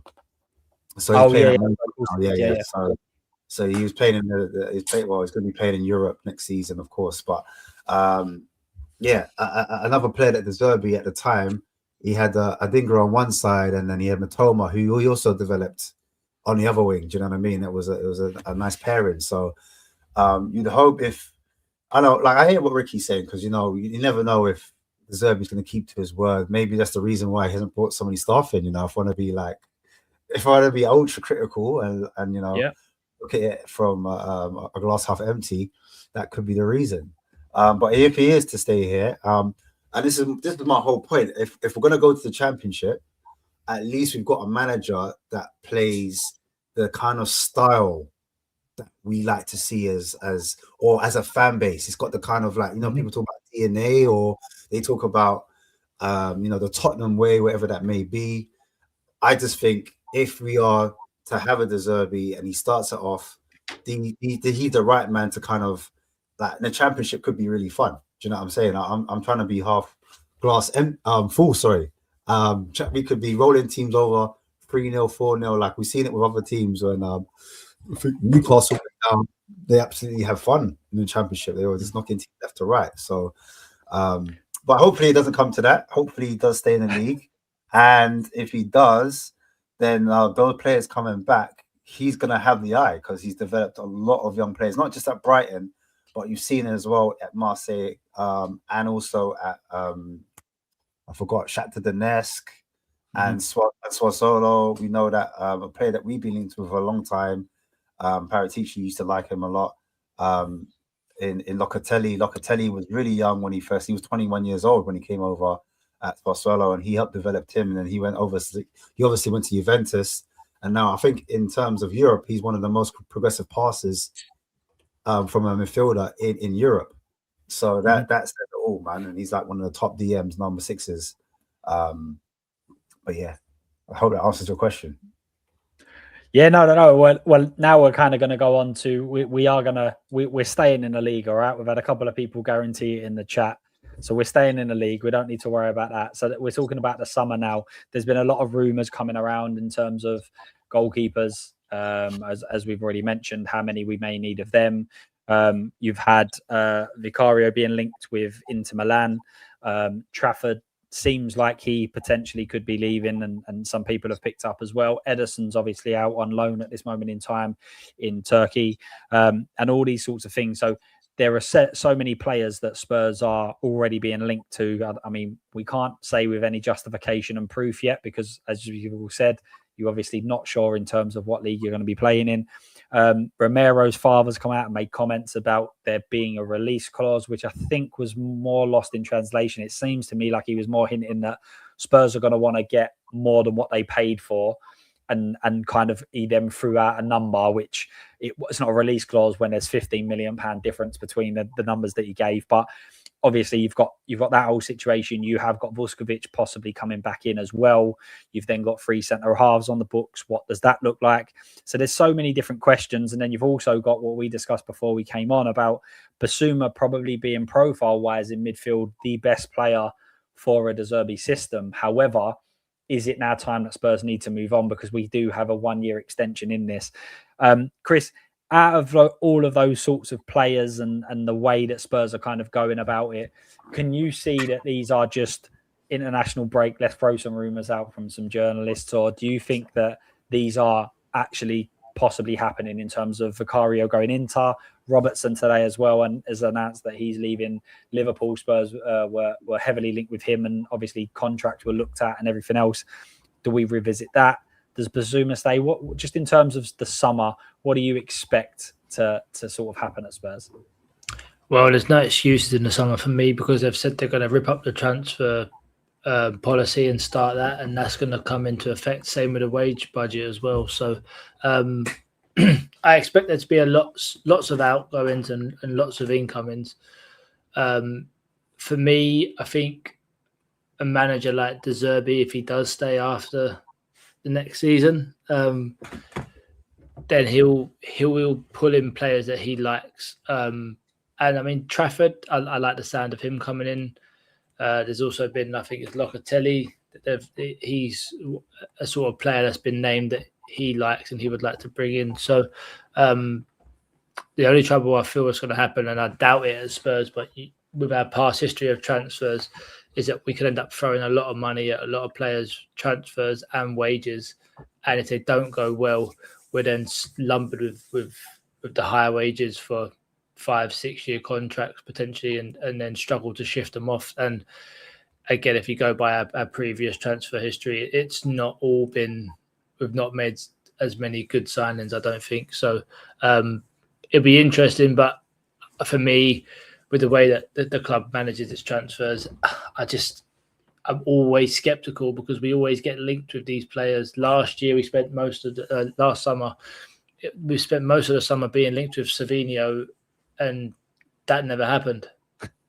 So with a World Cup as well coming up, you just know that there's going to be players that are going to be worth 30, 40 million, have an outstanding World Cup. Their price doubles. It goes up because they've had a good World Cup, and then you're sort of trying to figure out if you want to pay the money or not. And then that's when your second, third and fourth choices then become available, because they're of a cheaper budget, and we go with that. So yeah, I'm always skeptical, and but I'd like to think with De Zerbi and with the manager that he is and with the personality that he's got, he'll be pushing for top signings, and I don't think he'll be settling for anything less than what he wants.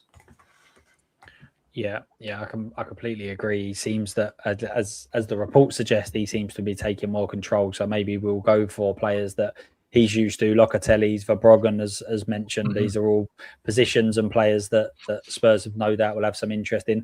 Ricky, in terms of this summer, can you see it being similar to what we've seen over the last couple, where we've got more? We seem to be going for more experience, more Premier League, more Prem proven, if you like. Or do you think we're going to revert back to this youth project that we've been adopting for probably 20 odd years now and has never worked? But Spurs seem to be pretty good at getting an idea, it not working, and then going, yep, we'll do that idea again. You trying to ask me to second guess this football club, Luke? A little bit. I can't guess the next 5 minutes and the next 5 months. I mean, I really don't know, mate. I really don't know come the summer. I mean, look, Lange should be nowhere near it. I mean, personally, I don't think Vinay should be anywhere near it either. And I'm also got to say this, I actually put it up in the earlier part of the show. I was going to say it then, but I'll just say it now. I mean, in what world does Paul Winstanley get on a short list of Tottenham? I mean, look at Chelsea and what they've spent. I mean, they look like they've spent $2 billion or whatever it is. And they look like they're in more mess now than they are when they originally spent the money in the first place. So I've got real genuine concerns over the profile of sporting directors that we're going for. You know, Dougie Freeman would give me some confidence, because you look at Freeman's body of work when he was at Palace, they brought through some really good players there. You go back to even the likes of Zaha and Elise, and, you know, there's been some really good players there, but I say those players brought in, but developed. I mean, over time with a sporting director. And you look at the players that he's brought into Palace as well. But Sebastian Kell, I don't know too much about him. He was mentioned. I mean, Dortmund fans seem to think he's hit and miss.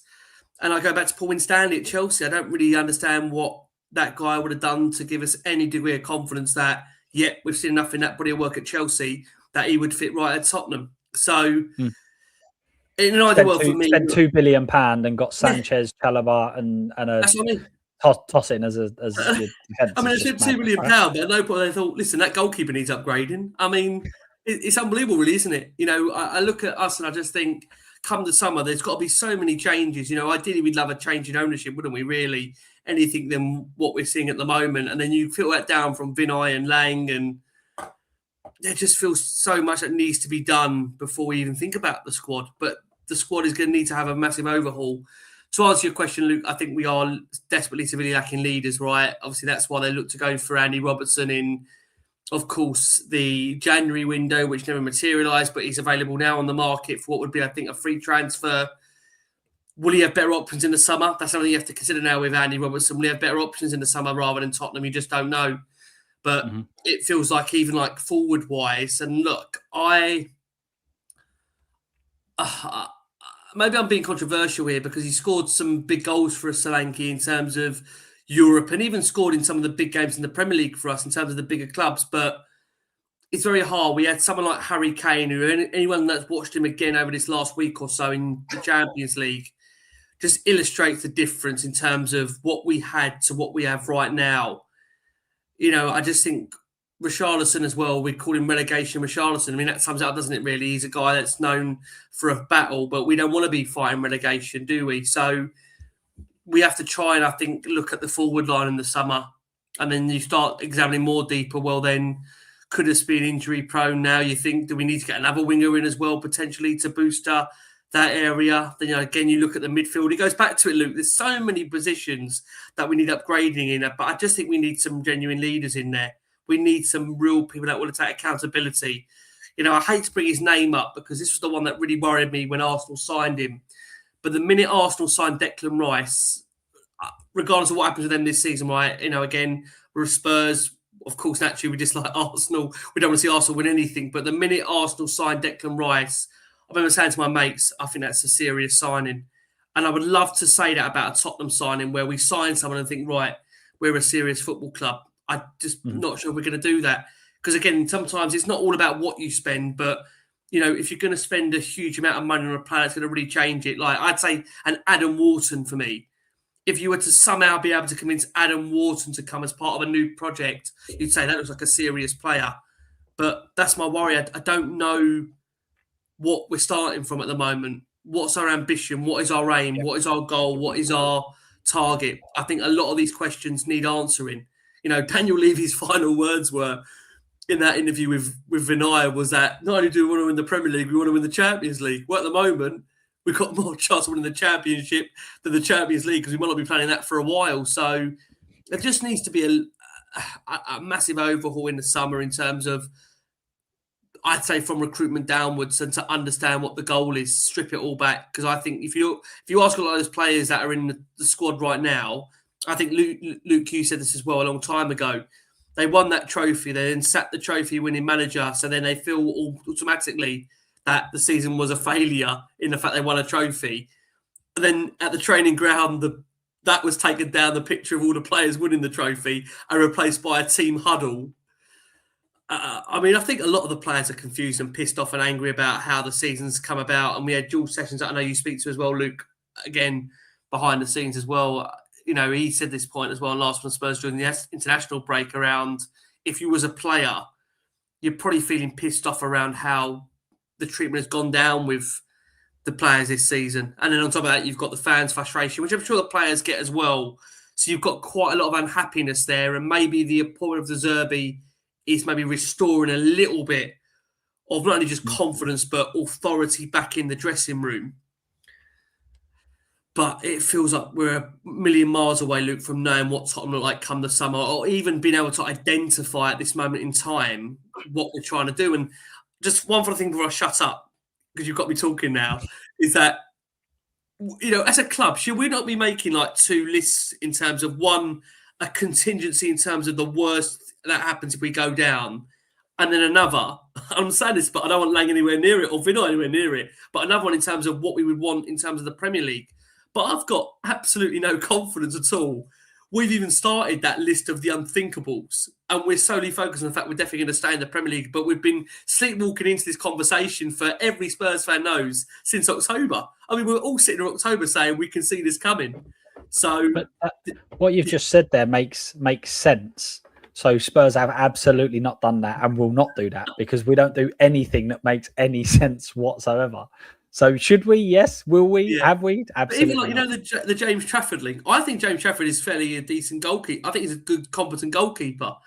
But then are we identifying in the worst case scenario, if we're not a Premier League club, what the alternative is? That's my, again, bugbear in terms of knowing or understanding what we're trying to be or what we're trying to do. I just think there's so many unanswered questions around Tottenham. Look, and we're not going to get all those questions answered in these final 7 games, but to touch upon your point about recruitment there, I mean, we don't know what division we're going to be in. How can we even formulate a plan? But you'd like to think someone behind the scenes is drawing up a plan for the worst case scenario, and a plan that if we stay up, this is what we're doing come the summer. But at the moment, we haven't got, in my opinion, if we're going for a dual sporting director model, we haven't got either of the sporting directors that I would hope is at the football club. And the ones they've been linked with Win Stanley and Kell, I've got no idea on these guys in terms of a proven track record at all.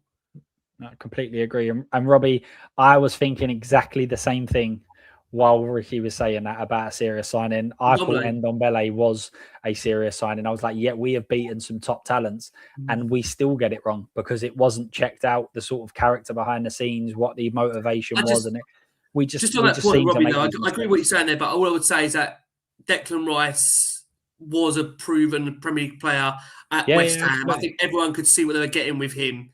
I think now you look at the players out there that I'd say that's on that kind of same trajectory in terms of you can see they're going upwards.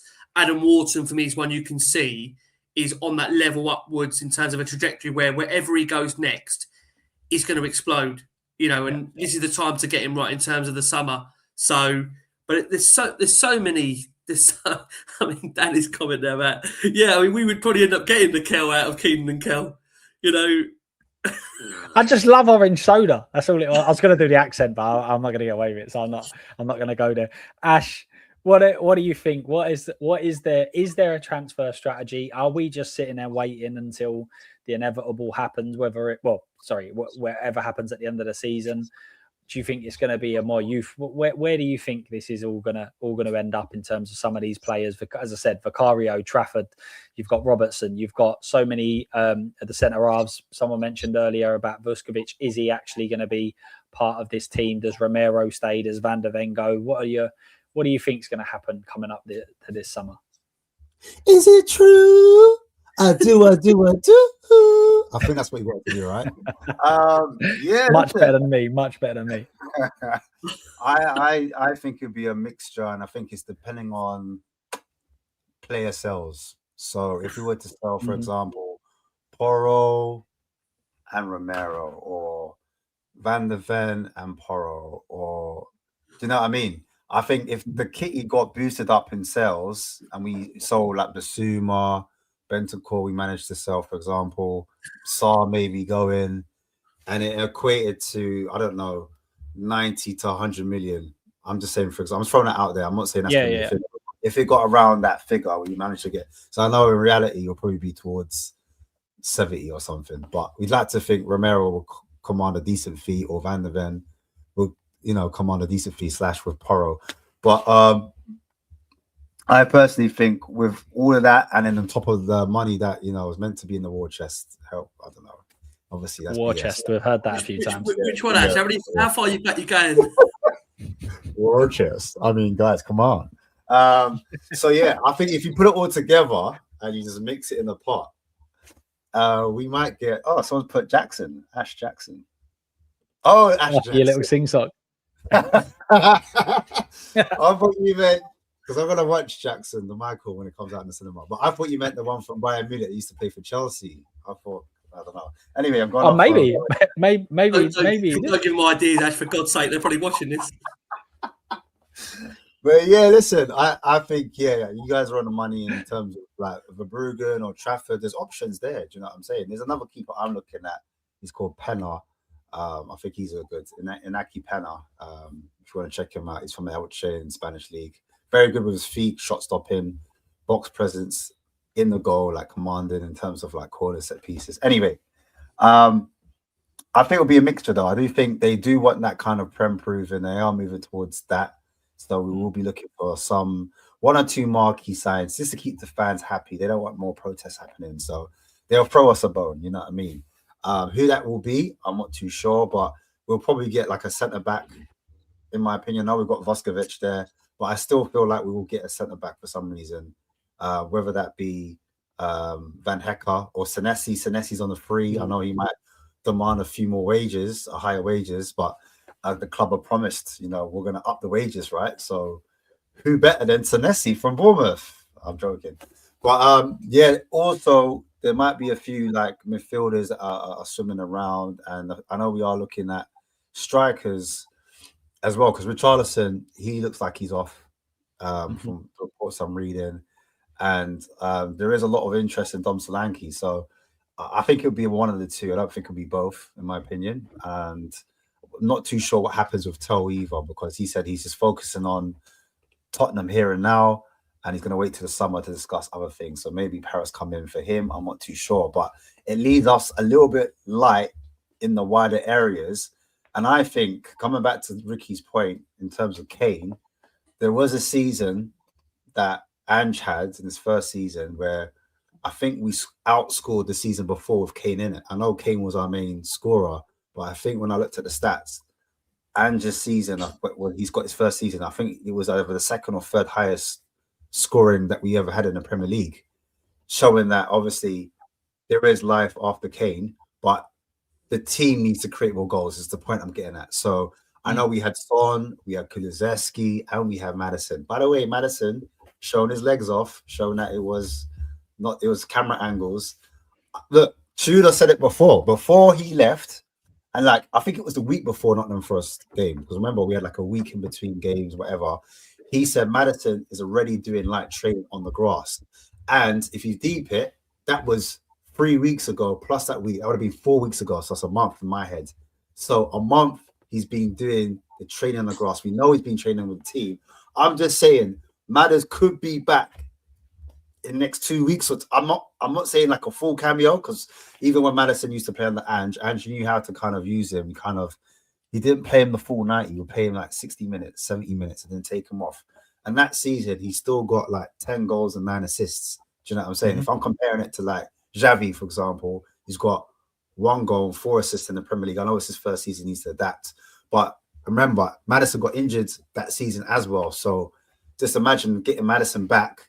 That will be a boost. And I think our biggest problem is chance creation. So whether that be from midfield, whether that be from the wide areas, we do not generate enough chances for our forwards to put the ball in the back of the net. So I reckon, in my opinion, like the best system for us is to play 2 10s rather than playing 2 wingers. You know, like Crystal Palace, they had the 2 10s behind their striker. I forgot his name now. Mateta, yeah. So they had obviously Elise. I know we got Elise, but they had that Elise in the 10 and they had Eze in the 10. We could have, I don't know, Maddison in the 10 and what's it called? Xavi Simons in the 10, for example. Or we could have one of our strikers, Moani and Xavi in the 10, for example. They could be the 2 10s. I know Moani's more of a striker, but he can play in the pocket, he can run the channels, he can move around, do you know what I'm saying? And so we're not so bad. We're like, oh, we never got kudos. Oh, no, it's all doom and gloom. But maybe De Zerbi can set us up in a way where that could work. But moving forward, we know De Zerbi plays many systems. He's played a diamond 4-4-2. He's played a flat 4-4-2. He's played a 3-5-2. You know what I'm saying? When the wing backs push up and you've got 2 strikers. He's played strikers as wing backs as well. So I've seen like a guy called Timothy Weah. He used to play for Juventus as a winger, but he played him as a wing back. Do you know what I'm saying? So you might even see one or two players that you think, "Raw, why are they in a wing back position? Like, why is Tell playing wing back?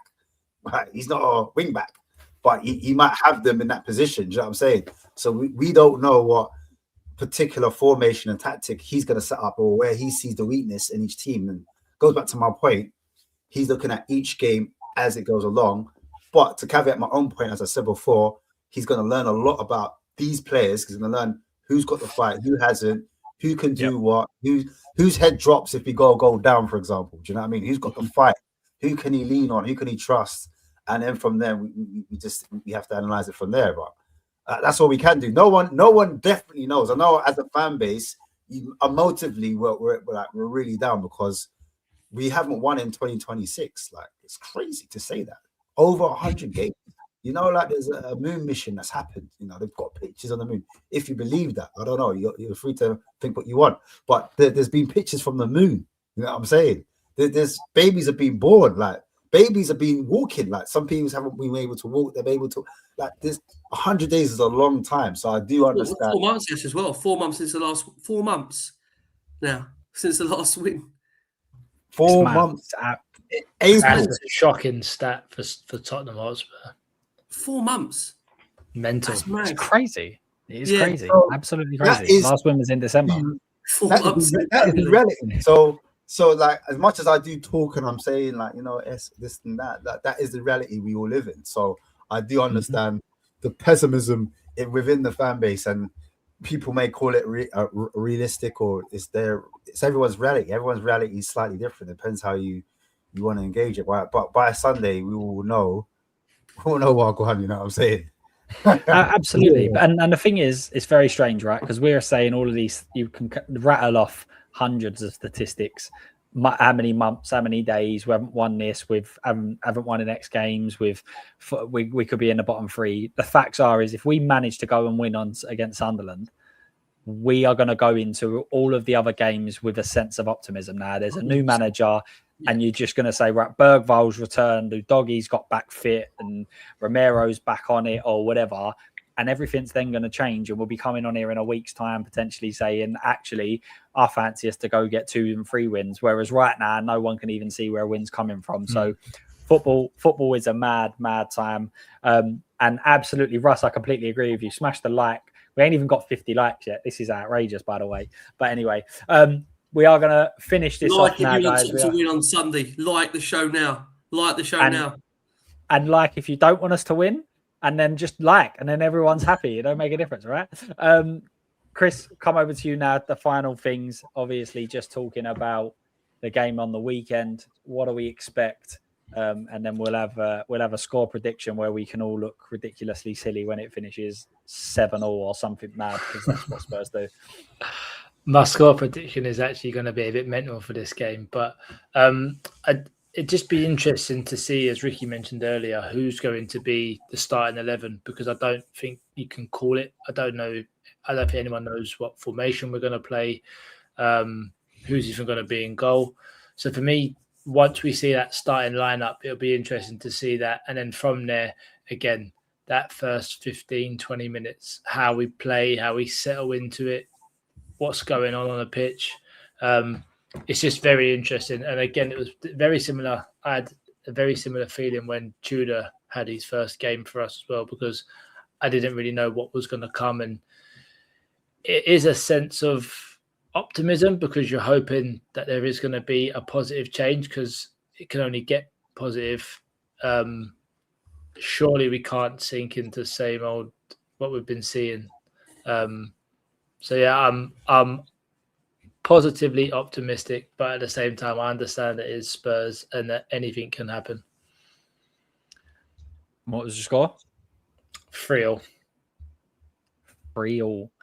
Adrian, I've never seen him back us. I've never ever seen him back us to lose. He's gone 3-1. Rick, this is where everyone looks silly. You make predictions, a man gets sent off, an injury happens, and the whole game changes. But what are your predictions ahead of the weekend?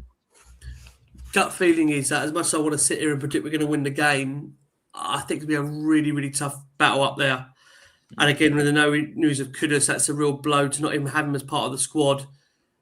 I think I want to say a win, but my head tells me a battle in 1-1, which wouldn't be I say it wouldn't be the worst thing in the world. But I mean, look, if we're in the relegation zone on the Friday and we get a point, forgive me, does that take us outside of it if we get a point against Sunderland, or are we still in the relegation zone on Sunday? Everyone can just check that.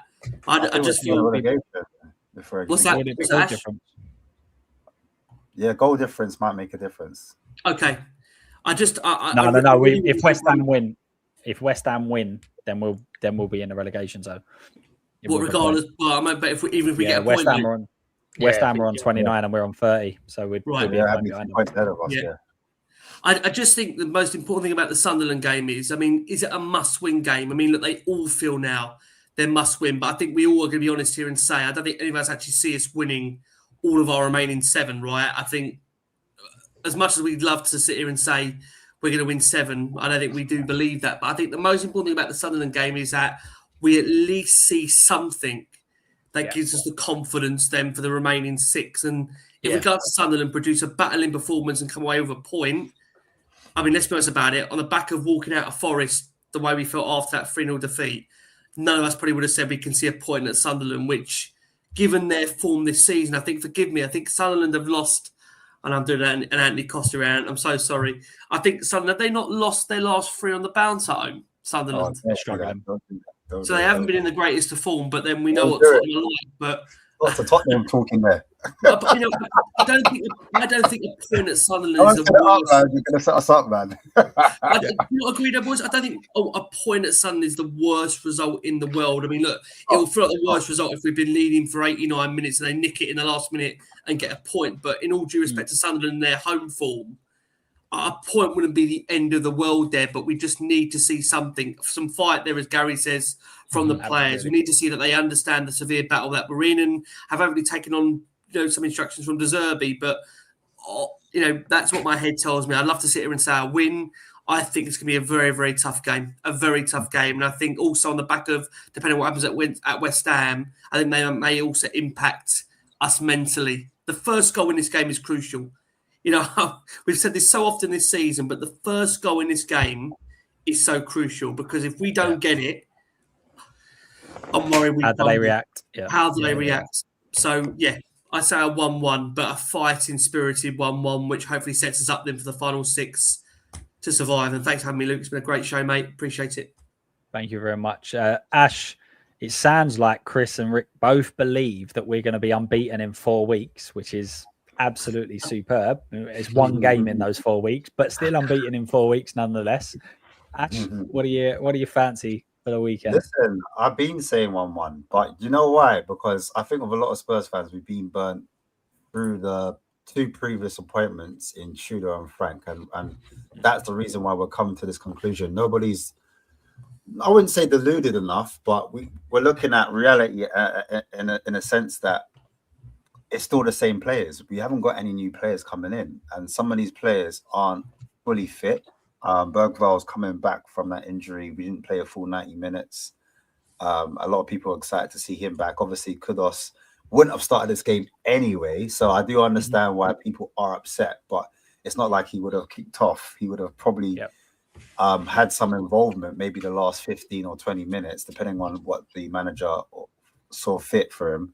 So the team doesn't change that much. Do you know what I mean? So I think that's the reason why we're looking at it like that. But I'm looking at tactically what Sunderland do. I know they sometimes play in a 4-2-3-1, but defensively in their shape, sometimes it's a 4-1-4-1, which means their DM, we all know about their DM, used to play for Arsenal, Xhaka. We could overload the midfield. If we overload the midfield, as I said before, and we use either 2 10s or we allowed our midfielders to flood like the pockets, I think that's where we could overload and gain an advantage over them, because that's where the gaps between in that kind of the 4-1-4-1. You can see it visually where the spaces are. Do you know what I mean? There's a gap between the defense and the midfield, and that's where if we drop in those areas, we could do damage. Also, I slightly think we might do a back 3 because the Doggy and Porro are both fit, and I feel like a doggy. I know a lot of people might say Spence might start, but I just got this weird feeling that the Italian thing, you know, because he speaks Italian. A doggy used to play in Serie A, Italian. They might have that connection. Maybe because I saw a doggy skin and teeth, I see him smiling up in that picture. Maybe making me feel like, oh, I'm starting. Because they know who's starting right now. By now, they would know who's starting. Yeah. Either Thursday or Friday, they know. So the fact that I saw him smiling, I'm like, oh, and I'm seeing Spence in the background head down. Obviously, Spence never gives away a lot anyway. You know, sometimes he might crack a smile. That's very true. In his mouth. So I can never tell. But yeah, I've got a feeling like we might do a back three with wing backs with another three in midfield and then two. You might have like Tell on the right and Richarlison on the left and then Solanke up top. You never know. Or like I said before, you've got the 2-10 situation when you might put a Moani in there and a Xavi. It depends, innit? But I haven't seen too many pictures of Xavi.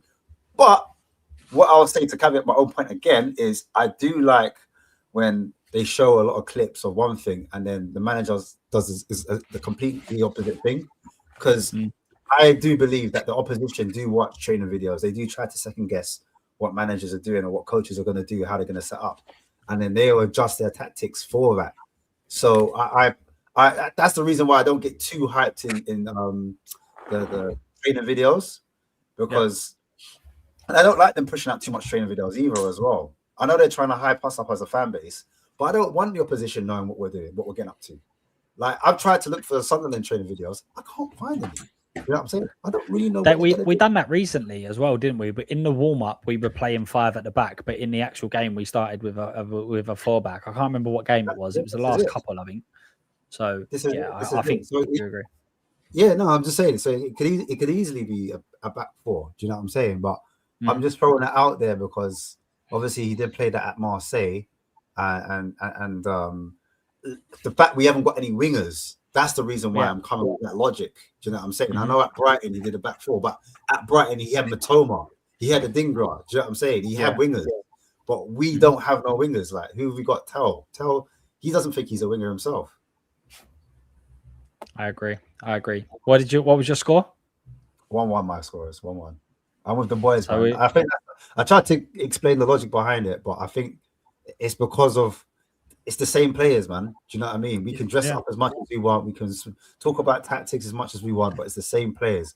My hope is that his talking about enjoying football and relax on the ball and him giving like individual feedback, the players are responding that. And he said that he's there to kind of get the confidence back. He spoke about bravery, not hiding. Do you know what I'm saying? Those type of words there, that gives me the motivation that like maybe there may be a change around the court. It's a bit different to when Frank came and said, we may lose some games. Do you know what I mean? And then Tudor, he was right. He was right. He wasn't wrong. And then Tudor, it was just running. This is pure running. But at least with Tudor, even though he did the running drills, I did see the fitness go up. I did see the intensity go up a bit. Do you know what I'm saying? So now my logic is we're seeing football clips. Maybe we might see a bit of football. And I think if you create more chances for those attackers, for those strikers who haven't had a lot of things to feed on, like with Kane just needs half a chance. You know what I'm saying? That's the difference. Yeah. Whereas Solanke, he needs 2 or 3. Richie needs 2 or 3. But if you're not creating those chances, then you're not going to score. Like Sarr needs to box crash. Bergvall needs to box crash. Do you know what I'm saying? They're the type of players that need to. Conor Gallagher, he's a box crasher. But we haven't made those opportunities for those players. We lack confidence. We passing it sideways. And it's going off the pitch, and we're not sustaining attacks. So that's the thing. And under pressure, like I said before, just to finish, when we go behind, that's when we crumble. And I remember Mourinho said, "You cannot die. Anytime you go behind, you cannot die." And it's a mentality thing. So that's what I think De Zerbi's biggest thing is, in my opinion. He's got to fix. I tell these players they're good. They're 10 foot tall, and that's why I'm seeing them smile. You tell them, "All right, you're the best player. You could do this. Why are you not doing this more? You could do that more. Don't worry if you lose the ball. Keep doing it. Keep doing it." You see that there's a stat where Kudos, he's lost the ball the most amount of times in the league. But guess what? The amount of balls, dribbles he's completed, he's the 5th highest. And he hasn't played since January. Do you know what I'm saying? He's still the 5th highest. So that tells you his mentality. All right, I'm going to lose some, but guess what? If I keep doing it. So that's the attitude. If Archie Gray's on the ball, Doesn't matter if you pass forward and it doesn't get to your player. You need to keep doing it, and the team need to fight back for you because they know the more you risk it, the more of an outcome. That's why people are praising Bruno Fernandes and they're not rating Odegaard at the moment. Do you know what I'm saying? Odegaard's too scared to make a full pass. Bruno's doing the Hollywood passes, and everyone's like, he's the best midfielder in the Premier League at the moment. So, yeah, that's my thing. But I will say that everybody's back to draw, and I completely agree with Rick said it as well.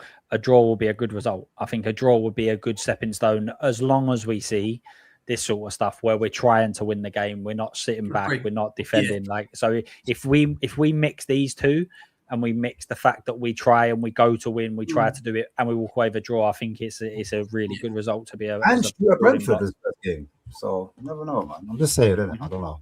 I'm looking for hopium. My hopium and copium mixed together is quite high right now. We all need that, because let's face it, we haven't, as Ricky said, we haven't won in the last 4 months, which is ridiculous.